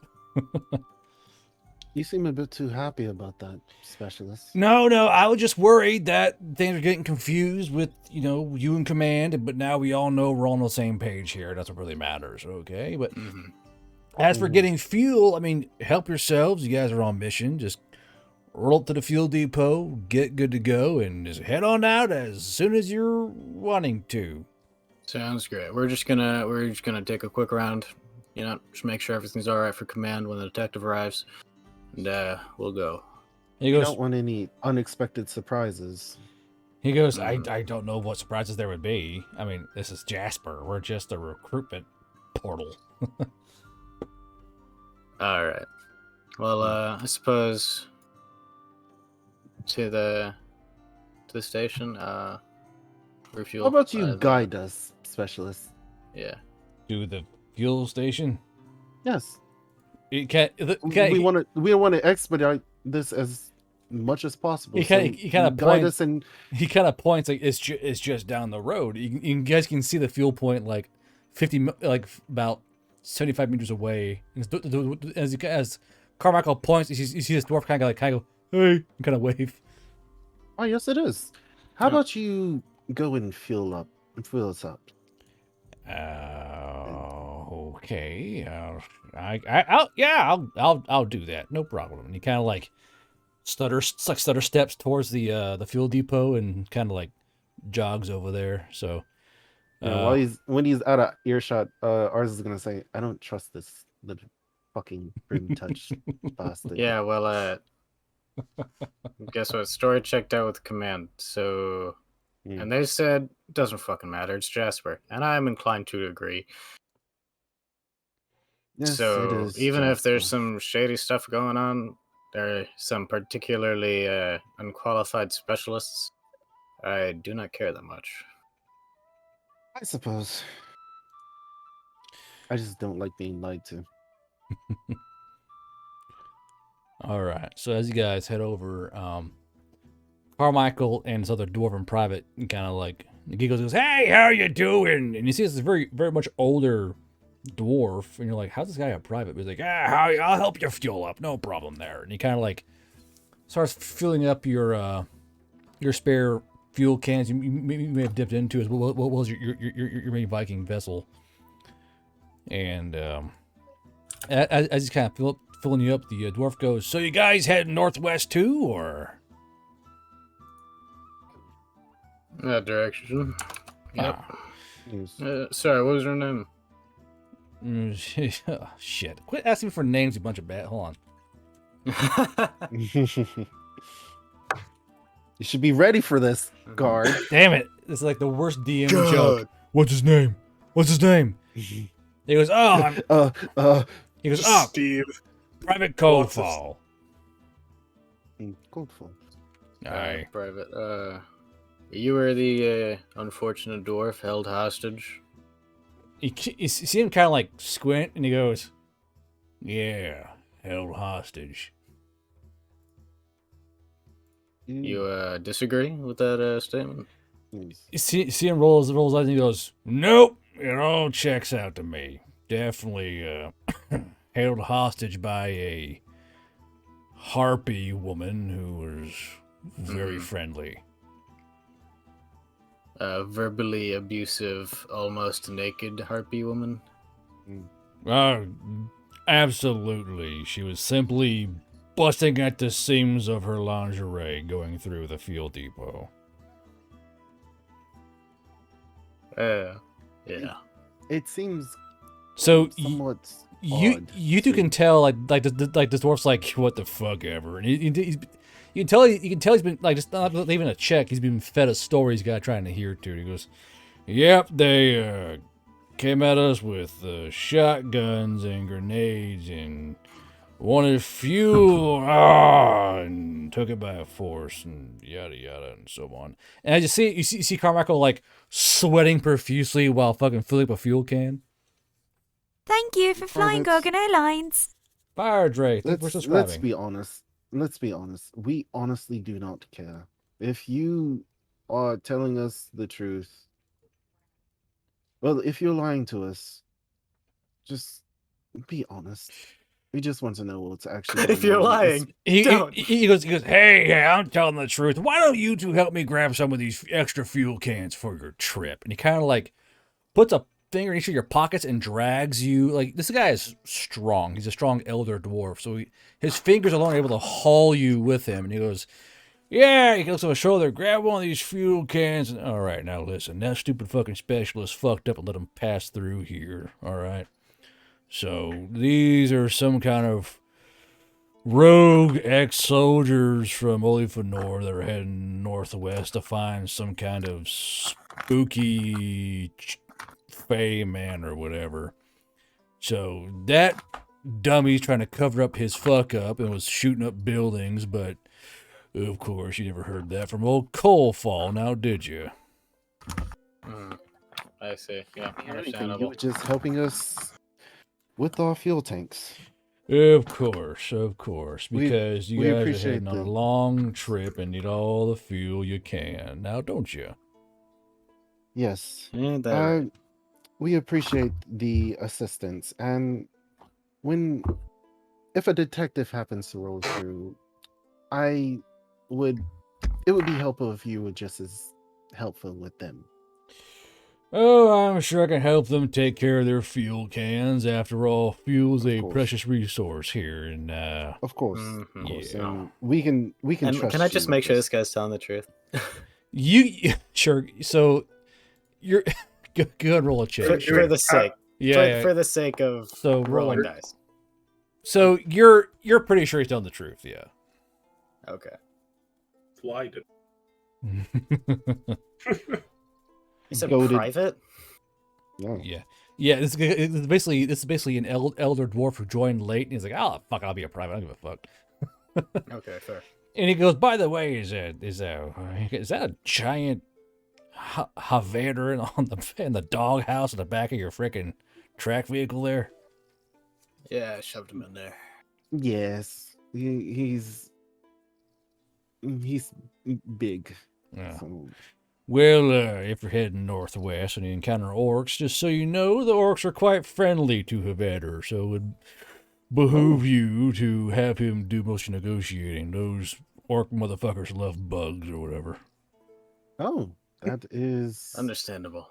very good to know. I- We'll make sure I that thi- he's He goes, I think it's fucking weird, but whatever. Orcs are weird. Works out for us, so. yes. All right. I Well, am- we'll be I on our am- way. I'll fueled I up, you am- know. I am actually curious. Have there been any reports of chosen children contingencies? in Thank the you for flying area Gorgon up Airlines. north? Hey, Twisty, thank you for subscribing. He Hey, goes, Twisty. he goes, this far north on this area, no. Now over in Alberdand, they are kind of spreading around like crotch rot on a flea tick. So it depends. There could be one or two up there with the orcs trying to ruffle them up to fight for the Fae, but who's to really know? Because the thing is, where y'all are going over there in those big old bug fields, those are the wrong kind of orcs to try and get to fight for you. They're all crafting clans. You want the war orcs, you gotta go further west. But that's neither here or there.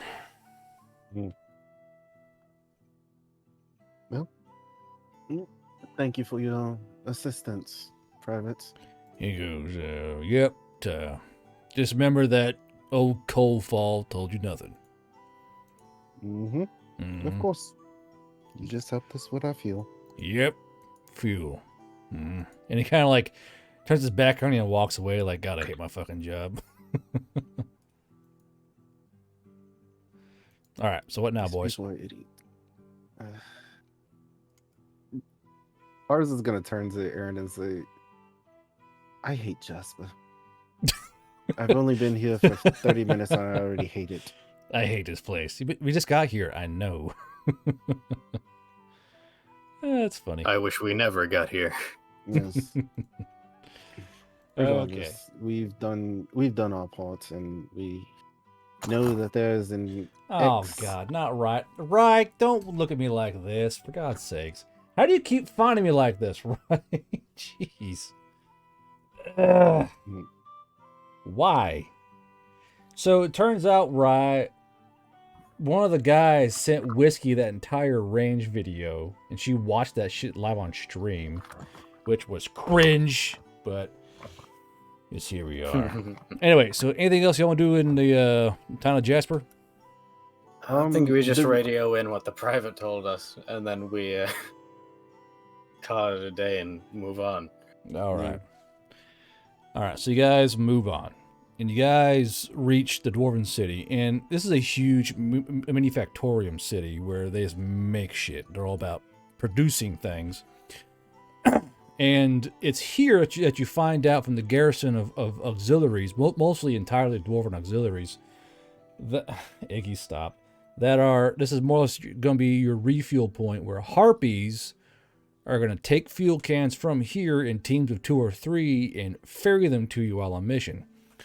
And as you're there, one of the Dwarven Manufactorium things kind of goes, and here, take this. And he hands you this huge, it's like a giant marble. It's basically a giant effervescent clear marble. He goes, all right, so what you do is, this is your marker. Keep this in your vehicle at all times. Without the marker, the harpies can't find you. Because I assume you're going to be moving around a lot. That's what Command told us with you passing through. Because you guys are on apparently a very important mission. So, keep the big marble in the big tract thing. And you'll get ammo, fuel, and supplies when you need it. We'll send out harpy posts to come find you. Okay? Yes, sir. Seems simple Okay. enough. All right. And after that, Is Paquita with us? who? Paquita, our Oh the shit. female harpy. Did you guys tell her Is you she were with leaving? us? Oh, I thought she I was wouldn't just. have. I mean, I thought she was No, we just didn't. in the thing. No, she's probably still in the old half track. We definitely didn't tell her that we show were back leaving. up. Mm. So, we'll say that as you got after you all head off, like half a day later, because like, where the fuck are these dudes? And she's like walking around base, like, hey, where the fuck? She's currently trying to find you guys. So, Bakita is on the prowl for her benefactors, to say the least. Did we tell her? Great question. No huge loss. Okay. She'll show up at the perfect moment. Save her Yeah. life. You never know. Yeah, Yes. and at dawn, Bakita came. Craw. All right, so the thing goes, all right, so here's the question. There's a reason why you got this vehicle here, as far as I'm aware, for my cousins. Do you want to go the off-road route or the old road route? Because you're supposed to go into orc territory, but if you want to take it slower, you can go flat north through an old trade route and get to the friendly side of the area. How do you guys want to go forth here? You said are we at Heartwood Crossing or Whitwood Crossing? Right now you're still in the lower continent. You haven't quite set forward yet. Okay. So if you look on the map, the way the command wants you to go, you'll be going up through here. Whoa, up through here through the woods. Look towards the Okay. now the old route way will be going up through right here along the river towards Goldmount Crossing. So you can go through friendly territory or enemy territory, both in the forest and hidden, more or less. He's a sub in denial. What the fuck? Chat, what are y'all talking about? Being so fucking weird. Bunch of sussy bakas in there. Oh God. Sometimes I look at chat and I wonder why. Well, me personally, I'm more comfortable with going through friendly territory because with our luck, would probably roll a 1 and end up With our luck, we'll Oh, hit the shit enemies either side, so it doesn't matter. exactly. So it's just like I'd rather go through the friendly territory so we don't have to deal with that. Oh, shit. so we got the invading force instead of the random. Exactly. Hmm. Is that Yes. how it works? Okay, I see. Yes. let's just get destroyed by the by the force that's gonna actually have more Look at it this way. firepower. Look at it this way. Either we run into enemy forces, or we prevent an invasion. Oh, true. Easy. More clout. Anyways, friendly clout. territory. Exactly. Friendly so, territory, I think. yeah, I'm fine with friendly Yeah. territory. I like friendly territory mostly because it's near the river the entire time. Get some fish recipes up in here. Oh yeah, true. Easy. True. True. Okay, so friendly territories where we going? Yeah. Yeah. All right, so The coward's way. Let's go. Jesus, hold on. Delete. So you guys arrive. So you're going off road. So you guys, because the Viking can go off road very easily. You're going up and down rough terrain through hills. And go ahead and give me another driving check there, bud. Alright. Alrighty. Tablet now. Now it's now one. Oh, 22. It wasn't. Do we have some info for viewers on Bravo Squad? Odin Fire Drake, if you can extrapolate a bit further what your question is. So you guys arrive, so you guys find the river, and you drive down along the river. And so far, we'll roll for it, fuck it. Yeah, there's no real contact whatsoever. You guys see a few lumberers walking back and forth, gathering wood and trees and kind of these off-sprung camps. Besides that, it's easy going, and you guys are kind of rumbling along, and you guys arrive right here at the mouth of the river going towards Gold Mount Crossing. Oh, for like folks who haven't seen it before and don't know the party. So this is Bravo Squad, the other squad besides Alpha Squad, who are currently on... Well, they got a bit of trouble when one of their past party members decided to kill off, accidentally, a mob boss, and his wife took him out on a blood debt. So to avoid dying or being murdered, they fled the city on an assassination mission just to get away and leave town. I wouldn't call it. No, we got Dakota tree. assigned to a mission and had to leave. y'all pussied out. Wasn't really That's what our y'all choice. did. I wanted Y'all to kill her. pussied out. I wanted to kill her. You I didn't just even wanted- want to And kill I her. want you to I have just two wanted to working end the kneecaps. debt. Y'all pussied out. So, But yeah, it's just So- Anyways, To my be- character to be is fair, Aaron. we He's were an adorned mostly- demolitionist. Country boy just wants to get back home to his sweetheart.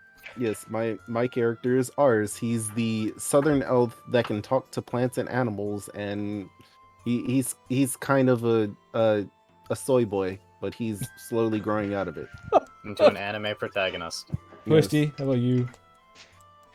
My character's name is Q. I'm a scout, good at shooting, pretty much. We still don't know the actual gender of his Yes. character. He's a pat, more or less. You're like, you're one of the Never genders. I know has. you are. I'm gender fluid, actually. And then Zephyr is the chef, Spider-Man chef. Yes, only joined the military because no one would hire me in the kitchen. With like a plus 20 to cook. And Yes. then fed a harpy to other harpies who... I can't believe you guys were like, he's all broken. Well, guess your fish food, bud. Like, motherfucker. Yeah. Yeah, because Look, it's their culture. I accidentally failed a check that I had advantage in. You just due bled to him. my You just bled him out, dude. Slice. Uh-oh. Yeah, it I was mean- perfect. You got all the blood out of the meat. It made it perfect for cooking. Okay, I rolled a 2. Okay, you have advantage. 3. Oh, no. She. It was a fun time. Yes, it was a fun time. And we Definitely. got our money back, so it's just like, You guys robbed the corpse. I'm gonna take that money back from you, bud. Don't worry. yeah. Yep. Oh no, Uh, we didn't I'm We not didn't going rob to be a the- part of that one. I never robbed the corpse. rob the Only corpse. What I did was say I took the bag of money and said this is your medical fees. So It was he was still reacquisition of alive. resources. Exactly. He was still completely alive. And Yeah, he we cost lost- us a Humvee, so He Yeah. cost us a reward, the bastard. All right. exactly. So you guys are now arrived properly in the Ironani Highlands. So I'm going to explain a few things to you guys while on the map, as well as chat, who probably hasn't maybe not seen this yet. So the Ironani Highlands used to be a completely Valley Elf and Brim Touch territory until the Orcs moved up. So where the yellow line was once all... Well, it used to be all Valley Elf, but now where the yellow line is mostly the friendly territories. And now the Valley Elves only control east of the Comfort and north of the Long Rill. The Centaurs are on the northwest section, because they came down and killed all the other orcs and pushed them south and took these lands as their own for compensation of deeds done, you know. So the big sister and the little brother were once huge like lake fisheries, and now they're mostly used by the orcs for just having water at this point. And then there are 2 dwarven settlements. That's Fengdul and Monkrig on the Comfort. These are 2 main dwarven holds up here. And then if you look further south, you'll see that the orc holdings, these are more or less, the orcs took these because they are prime bee environment. Like, I'm not even joking. So This is not so they don't classify the area by like the towns. It's by the bee clan that's there. So the winged bards control the eastern part. The simmer hives control the southwestern part, and then the bee ocean is mostly the area south of the long grass and north of the dotted lake. So these are the three main areas of what the orcs are having these huge apiaries. And in between here, I kind of draw it out for you guys. There's a little sliver right here where they're raising horses, called the rearing fields. Oh, I see. Yeah. So there. So you said that. Go ahead. All right. You said that they're traveling. The traveling orc camp empire is in this area. So Hamka Huvatuva has what's called a mobile capital, where they once had a stationary capital that allowed her mother to get assassinated, and she was like, fuck that. So her capital is now mobile. So her capital stays in the more obviously less war-torn area. So somewhere in this huge ass fucking area is your assassination target, and you guys gotta try and track her down and find her. Okay. Okay. Because actually, I'll give you guys the blurb about her, and because there's two manuals, and the Comic Controller manual has a lot of lore. So, 1 second here, I'll find you guys what you all need. Send lore. I'll get you what you need. How's that Moxie going? The what? Oh, because he's friendly with, or orcs are friendly with invaders. Oh yeah. Oh yeah. Yeah, I got that strong +1. It's going to be well, that strong +1. Yeah. The social anxiety spider gets to talk with a whole bunch of people he's never met. Let's go. I put the blurb in for their chat, but I'll read it for the chat as well. So more or less, their job, their mission is to assassinate the Orc-Tasian, or the Orc warlord named Hamka Huvatuva, who is Tasian of the Orc clan Swiftwind. The one clan is pushing so hard south and has the most territory of all the major Orc clans. So Hamka is the only child of Tuva Lamet and sees her duties with the same steel as her father. Despite the rough start on the expansions of her clan, Hamka has found a grip on the northwestern area of Alberdand, something that the Centaurs have taken offense to. Hamka sees the Centaurs as no better than the war ponies her clan rides, and believes they deserve to be subjugated as the beasts of burden they are. Indeed, one can find captured Centaurs pulling plows for fields, as the orcs see the benefit of having a horse that can throw seed as well as till earth. This has incensed the Centaurs, who take no survivors on the battlefield as revenge for being compared to mere beasts. And this has led to an extremely bitter conflict between Hamka and Degum. And Degum is called Degum Merry Charge, the Highlands of the Centaurs, kind of like a king in a way. So, and Hamka hates Centaurs so much because she blames Centaurs for her mother getting assassinated, because the Centaurs killed her mother and then dragged her body to their main capital and hung her from a fucking pole. So, in revenge, Hamka wears centaur skin cloaks to like kind of dig the knife into how much she hates centaurs, you know. Getting made out of the upper or lower half? Lower half. Lower half. The furry part. You know what? I think that's a good question. That was an actual you know what? question, That's a fair question, right? That is an incredibly fair question. Could you imagine a full like centaur pelt? Like, what the fuck, bro? Just Leatherface as their leader. Oh god. So what kind of height are these lamps? Centaur upper portion. Oh fuck. Okay, I'm out of here. Yeah. And so it's why the Centaurs are in the northwest portion, because they got pissed and pushed the orcs south, because the orcs were more or less raiding Centaur villages and taking slaves to work the bee fields, more or less, because these Centaurs can, like I said in the blurb, can plow a field while throwing seed over their shoulders.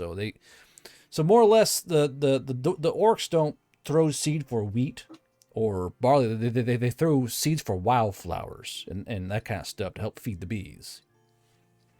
Oh. Oh. Is there? So I'm gonna ask Aaron this, but I'm kind of asking you guys this. Is there Well, let me just do this in character. Aaron, is there anything mentioned in your book about whether or not orcs have any culture in with magic or something? Stand Ooh, by. let's take a peek. I will type something for Mega, and he can read it. That way, it's actually not just speaking for him. You know, give me 1 second. Yeah, sounds good. We roleplay here. Yeah. You can. We forgot to see the way. Rip. Yeah, we did forget True, to see the yeah. way. Rip mission. We failed. Yes, it's automatic failure. we You knew the seriously way that though. we would go. Yes. He'll find us. Also, I think that area was kind of collapsed, so I don't think we could have seen the way. The way That's got bad. ruined.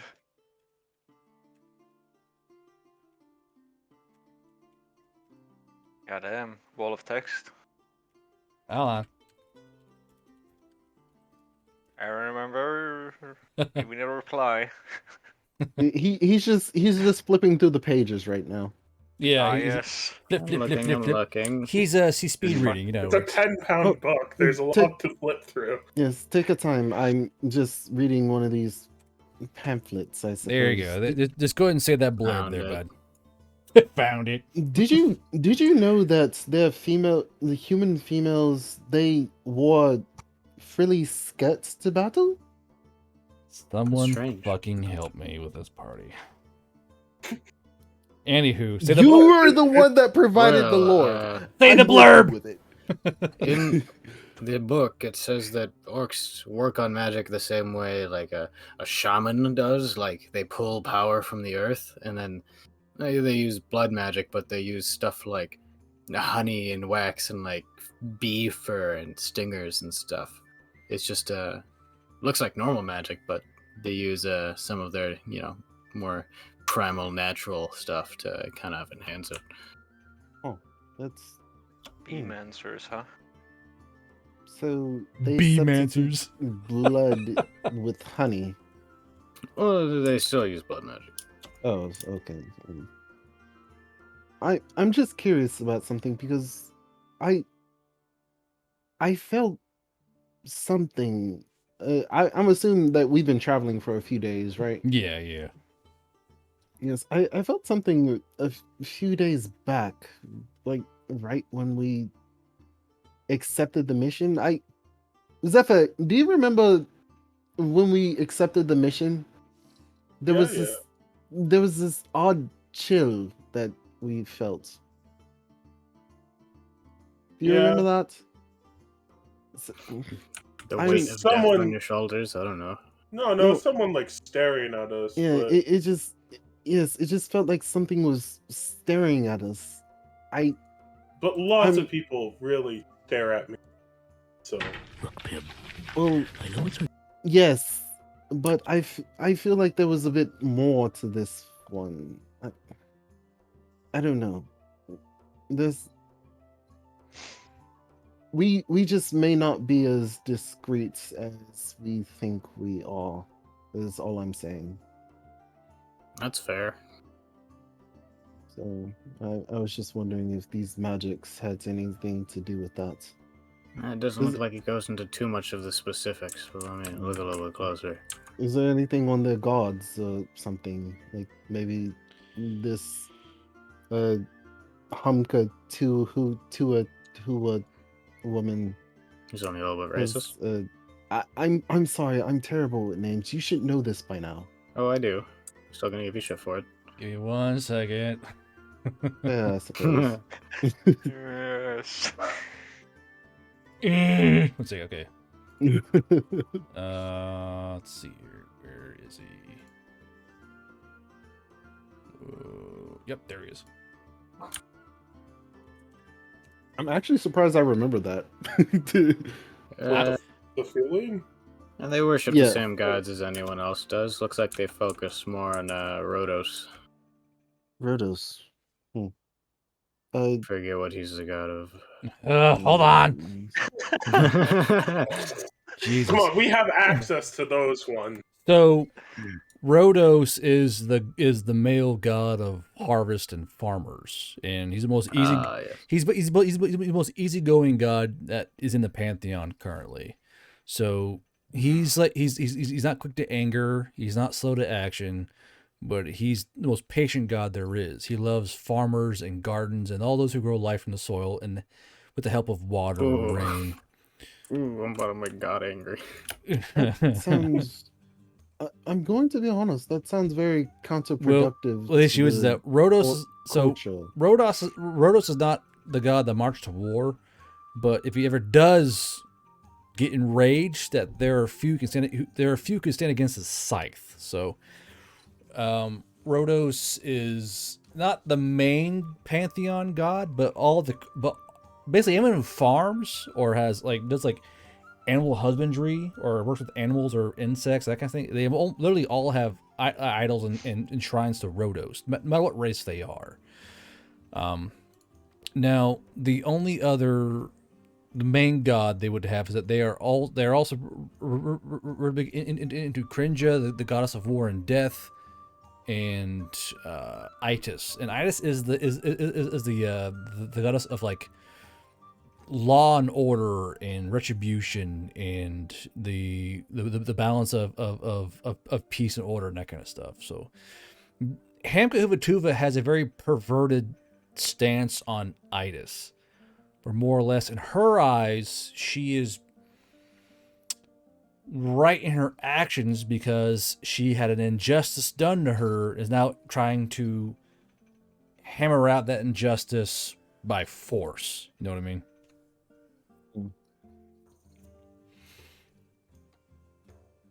Yeah, makes sense. All right.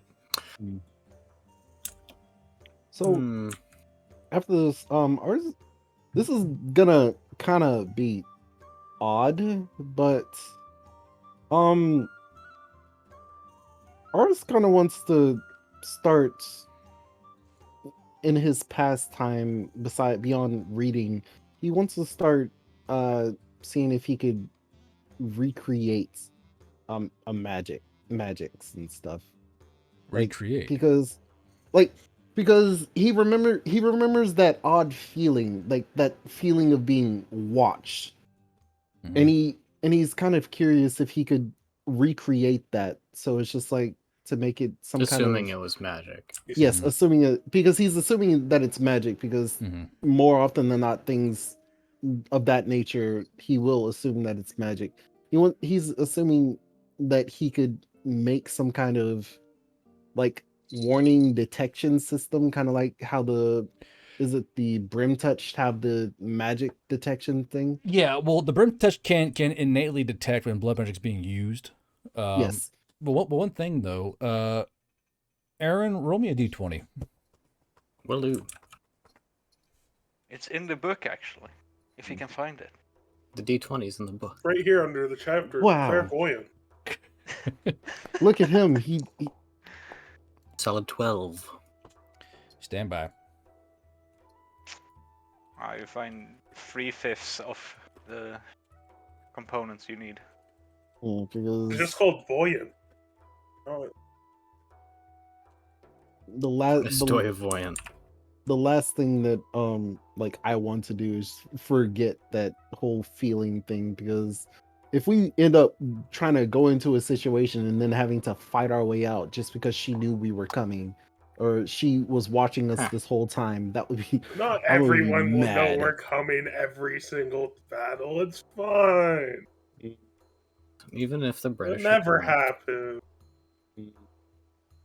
So go ahead and read that, Aaron. Yeah, I mean, in terms of like magic, like the one you're describing, it looks like they've got some sort of magic candle. It looks like they can detect magic with its smoke. They might have some sort of magic item to like in terms of detection, but I don't know anything else other than like standard blood magic spells that would allow them to be clairvoyant, I guess. Do you think they have more esoteric magics that may detect threats to them? Just If you can because- make it with blood magic, they probably can too. I don't know much else than the book. That's I kind of want to see if we can make that, honestly. A Is- candle? No, not the candle. Just recreate the magic, or just make You don't some even kind know of what the magic was. Exactly. That's why I want to try to figure it out. Okay, you're kind of working backwards here. It, I mm, this is complicated for me to explain because I want to try to make a magic that will detect danger before we encounter it, if that makes sense. Okay, well, the intricacies of magic are rather complex, and I may only be a simple farm boy, but I can cast a few spells. And let me tell you, it's definitely not easy. I mean, danger is a broad term. Do you wanna? You are in danger of stubbing your toe because that table's slightly out of place. Like, listen, it's not that simple to just make a spell. Are you just trying to make a automatic silent sentry or something? Like, we do know some glyphs for this, but Oh, yes, there are those glyphs, but the depth of blood magic is still very much not known. It's just like we are very much scratching the surface, and I want to see how far we can take it. I can If help you that where I makes sense. can in terms of magic, but I only go so far. It's not exactly my area of study. I have extensive study with magics and the like, so regardless, I do appreciate any help that I can take it, because I don't want to be caught flat-footed again, and we seem to be often caught unprepared for situations.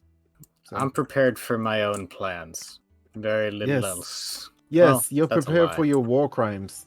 War crimes, hardly. It's a war, not crime, but it's not a crime. It's not illegal yet. hasn't been. Yeah, it's not possible. No, a war misdemeanor. Ah, yes, the classical war misdemeanor. misdemeanor. Okay, so Well, should we assume that y'all are kind of like on the radio in the car, all kind of like talking this shit the entire way, it's kind of rolling along the forest, like, what about that Yes, special pretty much. candle? Yeah, yeah, and Yeah. also that was just more of a in-character response to Yeah. your request from last week. yeah. Saying I will So it's just- saying there's a passage in the book I got to write up about CC hidden. So basically, there are certain magics you guys have to discover, not just know. So I'll write Yes. I'll write that part up and everything else that comes in with it. That way, everyone can have a nice tangible grip on what's going on. Yeah, But- I'm kind of just Nice. doing it under the assumption of we at least know the basic spells that were in the book because Yeah, we read yeah. that one book, Yeah. like the consumable book. So that's Consume book. Hey, Mm, tasty book. and I kind of figured that since ours is the fucking nerd of the group, it's just that's something that he would want to at least be interested in, I look especially at my 9 after brain power. that nat 20 roll where it's just like he felt exactly what the evil intent is, just like that's just fascinating to him. So yeah. All right. So as you guys are here and time's winding down, where do y'all want to go direction-wise? The world's your oyster right now. Honestly- North's looking tasty. I would say that I'm interested in going to Goldmount Crossing. Okay. Golmont would definitely have the most information since we know the other side of the river is automatically enemy territory. So Yes. And while I'm all for going into this area, I want to actually get some more lay of the land and a more accurate picture of how this. big are these rivers, would you say? They are pretty big rivers. Nothing's really small up here in Ironani Highlands. These are quite, like, they're thick rivers, and they have little arteries that kind of spread around, like brooks and babbles and springs. But these are big, thick rivers that are they're big enough to require bridges to get over, and these bridges are Yeah. guarded with towers, so they're pretty big rivers. It'd be good to know who controls the bridge. That'd be Yeah. So a good thing to find out in the village. Yes. So as you guys make your way towards Gullmount Crossing, you're kind of brought back to the time before the humans came here, because this is a heavily fortified garrison crossing. As you guys roll up, there's, for the first time in months, you guys, if not years, you guys see sword and board guards, and there are soldiers with spears and bows, and there's ballista pointing towards the bridge. There's fortified walls and villages and blacksmiths, not a sight, hound, or scene of a rifle or a machine or anything else that's human nature. You guys are more or less winding back the clock to where you once knew before the humans ever came. And you guys are right now the most technologically, maybe the second or first, depends on who you talk to, most technologically advanced thing in the area right now. So, just a bit of background information. When did the Veil Riders act? Well, when did the Veil Riders? Well, when did the humans interact with all of these other races? Like how long ago was that? So in terms of years? the first landfall of the humans and the rapid development of everything else has been about a year time. Okay.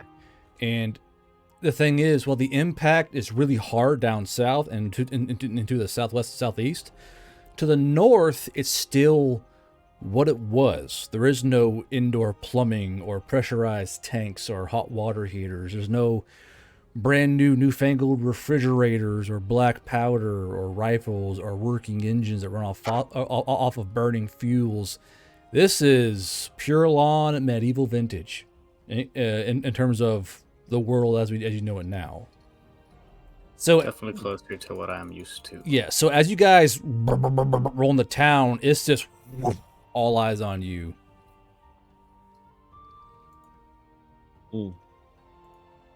So, I guess, in order to refrain from startling people, ours is gonna get out without his in his civilian gear, but with a M9 pistol.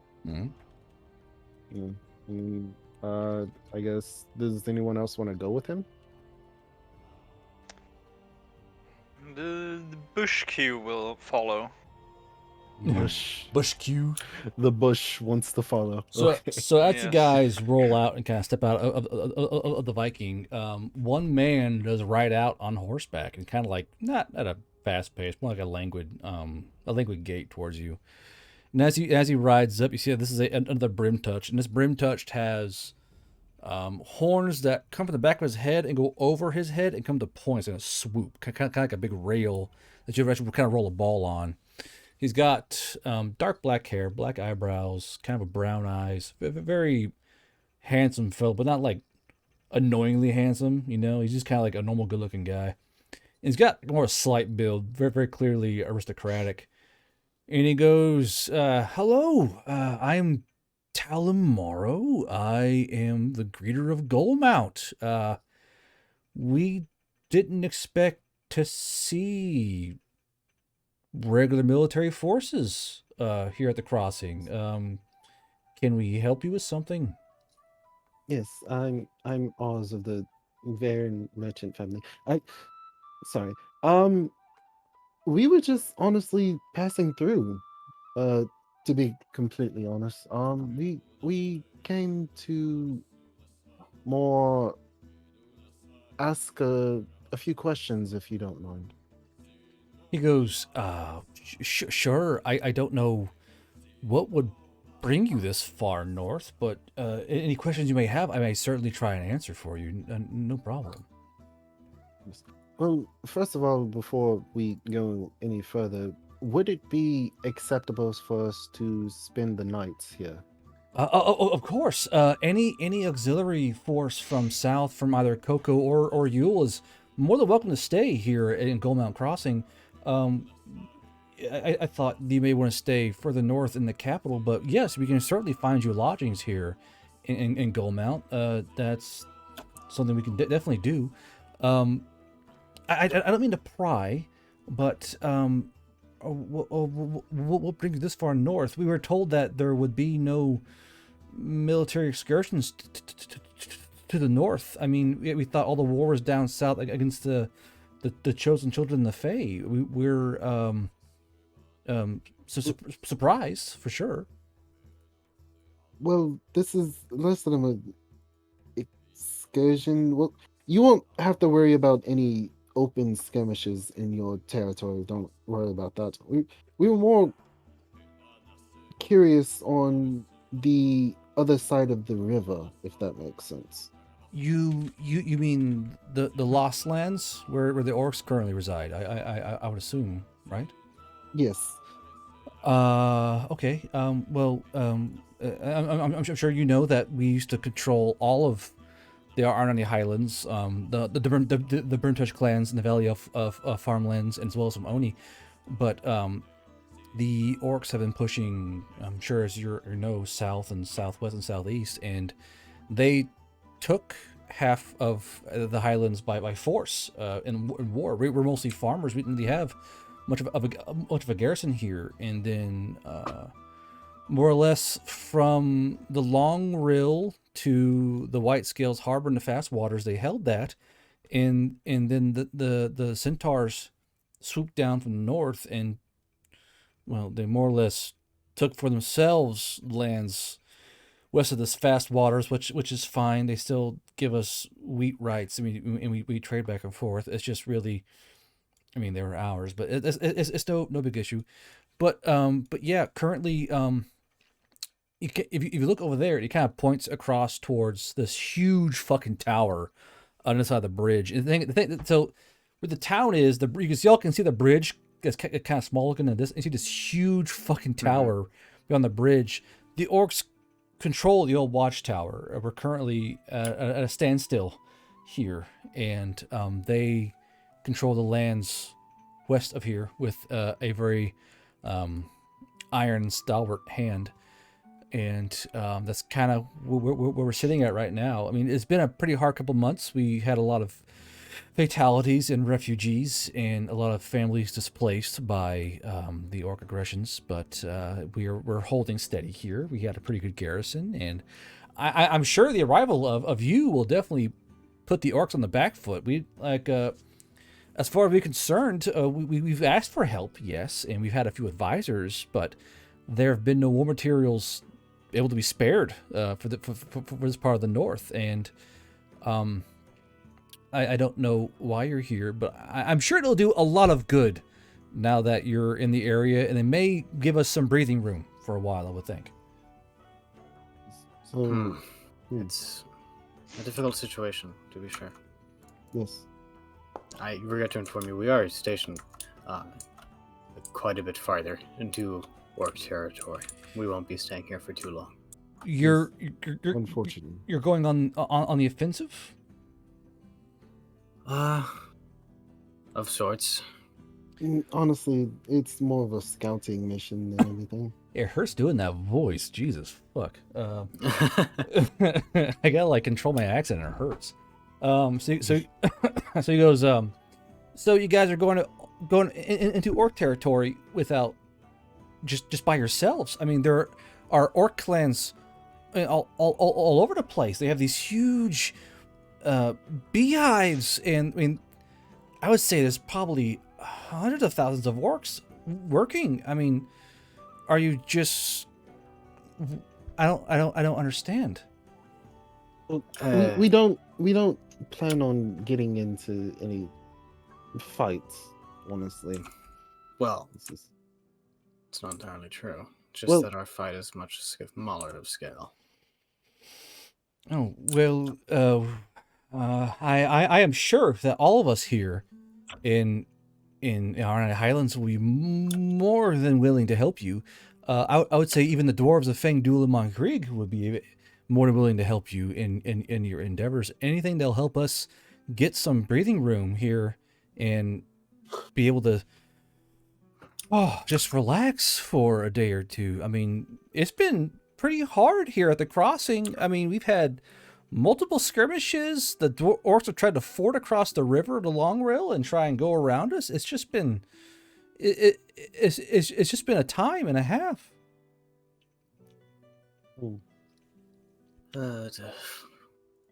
Let's see what we can do to help you. Yes, we'll do our best. But in the I think meantime, we gotta talk to the boys. while Ours, I think we yes. gotta talk to the boys. yes, we are. All right. So Excuse us for a moment, please. go ahead. Yeah. Ours and Aaron. I guess we walk back to the thing. The thing. When you guys pretty much arrive, I don't know. I'd probably be saying it loud enough that you might be able to overhear. Because Zephyr would be asking Q if he thinks he could make the shot and hit the top of the tower. Nah, no way. Hey, yo, watch the 360 no scope. Pwah! Zephyr, even if he could, I would prefer you don't start a skirmish right now. That's Maybe if you use One- my rifle, then maybe you could hit it. But No, I'm That's- asking if you could. no. I mean Misinformed. I that can tower- obviously hit it. Q. That tower is occupied by orc. So Oh, now we That's have a not- reason to hit it. Rack's rifle Zephyr, harder. please. Oh yes. With Where's the malicious AP intent. ammo I where have a I question. need it? Another question about like how far is the tower from the town?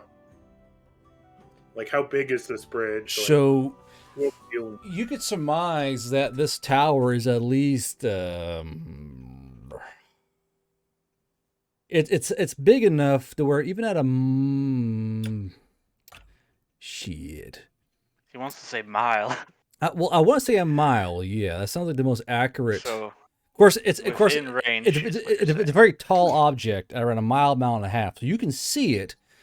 And if you fucking lob that bitch, it could probably plink it.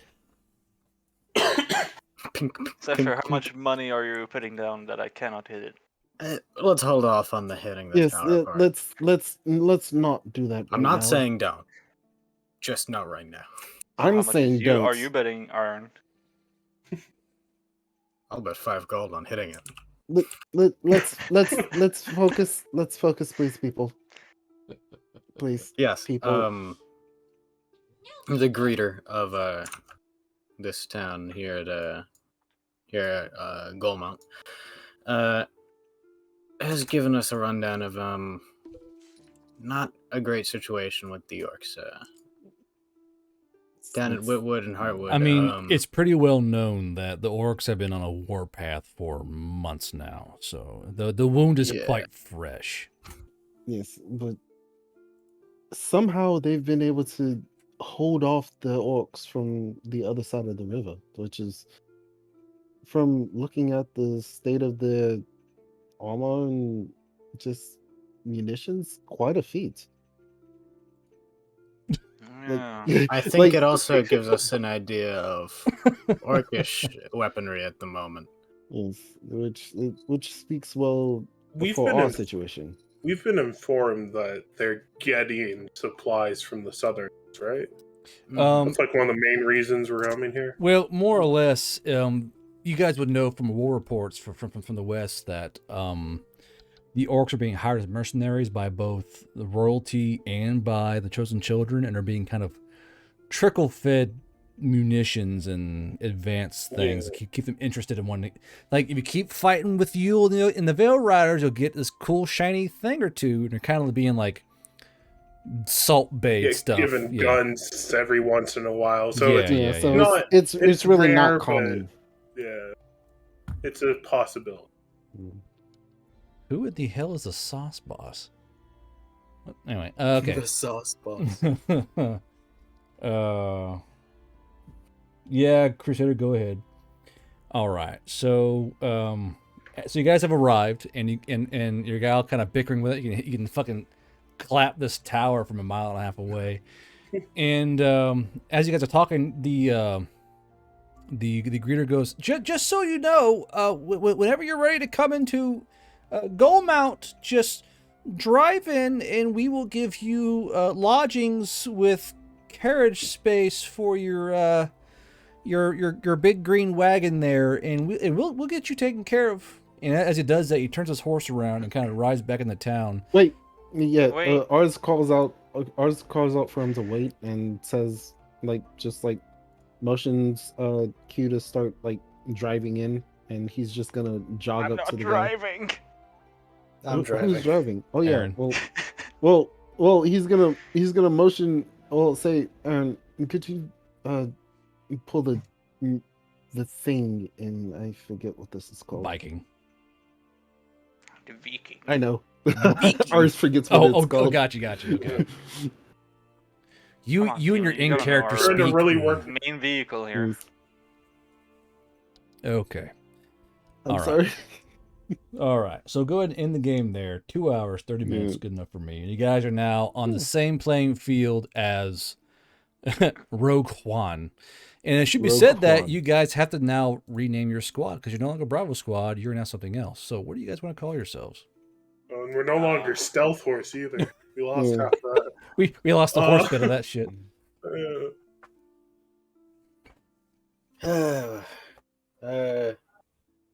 I came up Could with the go last with- name. Someone else has to make it this time. Chosen Could Juan. go for Delta Platoon. They have a Chosen great Juan. reputation. Chosen Juan? Chosen Juan. Chosen Juan. Okay. You know what? Fuck it. We're doing that. Chosen Juan. I didn't. I'll be honest, It 'cause was I don't either fully Chosen follow- Juan or 100 scouts. Chosen. Chosen So, Juan. so we have Chosen Juan and Rouge Juan. Okay, a lot of Juans running around here. Now, just so you guys know, you guys are used to meet. I told Alpha Squad the same thing, but you guys are used to having lots of low-level mooks coming at you. It's going to flip a bit. I'm going to take off the baby gloves for this particular part of y'all's game story, and the fact that you're going to have not quite the Huntress level, but pretty close to that. Singular or small groups of more competent enemies, as well as more bleeding effects, that kind of stuff. More than mimic y'all think. So it's gonna be a little more advanced combat wise. As long as there's no one-shot hidden combo here. Wombo combo. We don't have death saving throws anymore. We can't just roll 2. It's fine. Yeah. Alright, boys, here's the plan. We're avoiding combat, but we're still gonna get a pretty high kill count. Now, whether How that's through about starvation, this? plague, or fire, is I've up to killed you 3 guys. million bees. Get on my level, bro. Well, before we do that, we actually have to gather some honey because then we'll have a hot commodity. Also, I want some to make mead. Now it should be said that lore-wise, that this honey is the premium mead honey. Yeah. And like the dwarves do not want to admit it, but they know their honey is better, and they're like, fuck, because the orcs have it. And it's one of those things where these bees literally only like orcs, because orcs aren't like 40k orcs or whatever. They're simply another kind of local, you know. I think I posted a picture earlier, but more or less, they're simply more nomadic, Mongolian type creature. And these bees literally they just like orcs. Like, it's not the fact that they're like genetically enhanced, they just only like orcs for the fact that they just it's kind of like how Racist bees. racist bees. But the bees are not racist, they just favor orcs. Yes. Like for instance, if say there's a valley elf and an orc in a single hive. An orc can reach in barehanded, pull out combs, scrape them, and put it back, and maybe get stung once, if they're really unlucky. A valley elf touches that fucking beehive and he's dead. Just because these bees are Nothing big. but bones. Yeah, just because these bees are big. Like, they're not like basically hummingbird-sized bees, so almost like 4 times the size of a normal bee. So it's like Maybe so. they're just colorblind. So picture a valley that's covered in covered in hummingbirds, covered in stingers, and it's, you know. The So, real question is, how do they? how do they taste? Oh god. So Okay. what you're telling me is that we avoid the actual the hives and go for the honey that's already stored, or I mean, you're gonna die. that would be a smart idea, because as funny as it would be for y'all to die to fucking bee stings, like a party wipe, you all died to bees. I would say just find the already harvested honey. Yeah, I'd cry about it, dude. So how'd your party wipe? The bees! I mean, worst comes to worst, we have war crimes. So Yeah. We do have a few of them. I You still say have worst come incendiaries to left. worst. It's like Yeah. plan. It's like, Listen, Yeah. they got these wildflower beds. Burn them. They've got the beehives. Gas them. They've Got got beehives. Use explosion. either Yeah. way, first things They've got first, we have tents. to get Use across a explosion. guarded bridge with a watchtower. So. That's I true. mean, do we have to don't do that. we don't necessarily have to cross that bridge specifically. We could try To go across a different bridge with a watchtower, or try to ford a river that not even the natives ford. All right, so well, we have better technology than I'm gonna the mute you guys than real quick. natives. Just give me 1 second here. All right, chat. We're gonna raid honey. Here's the raid message. Because I know y'all want to say it, so just get it over with. /raid honey goblin.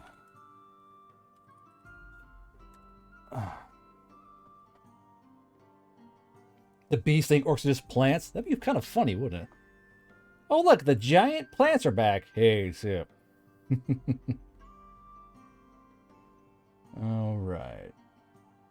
Go ahead and turn this off.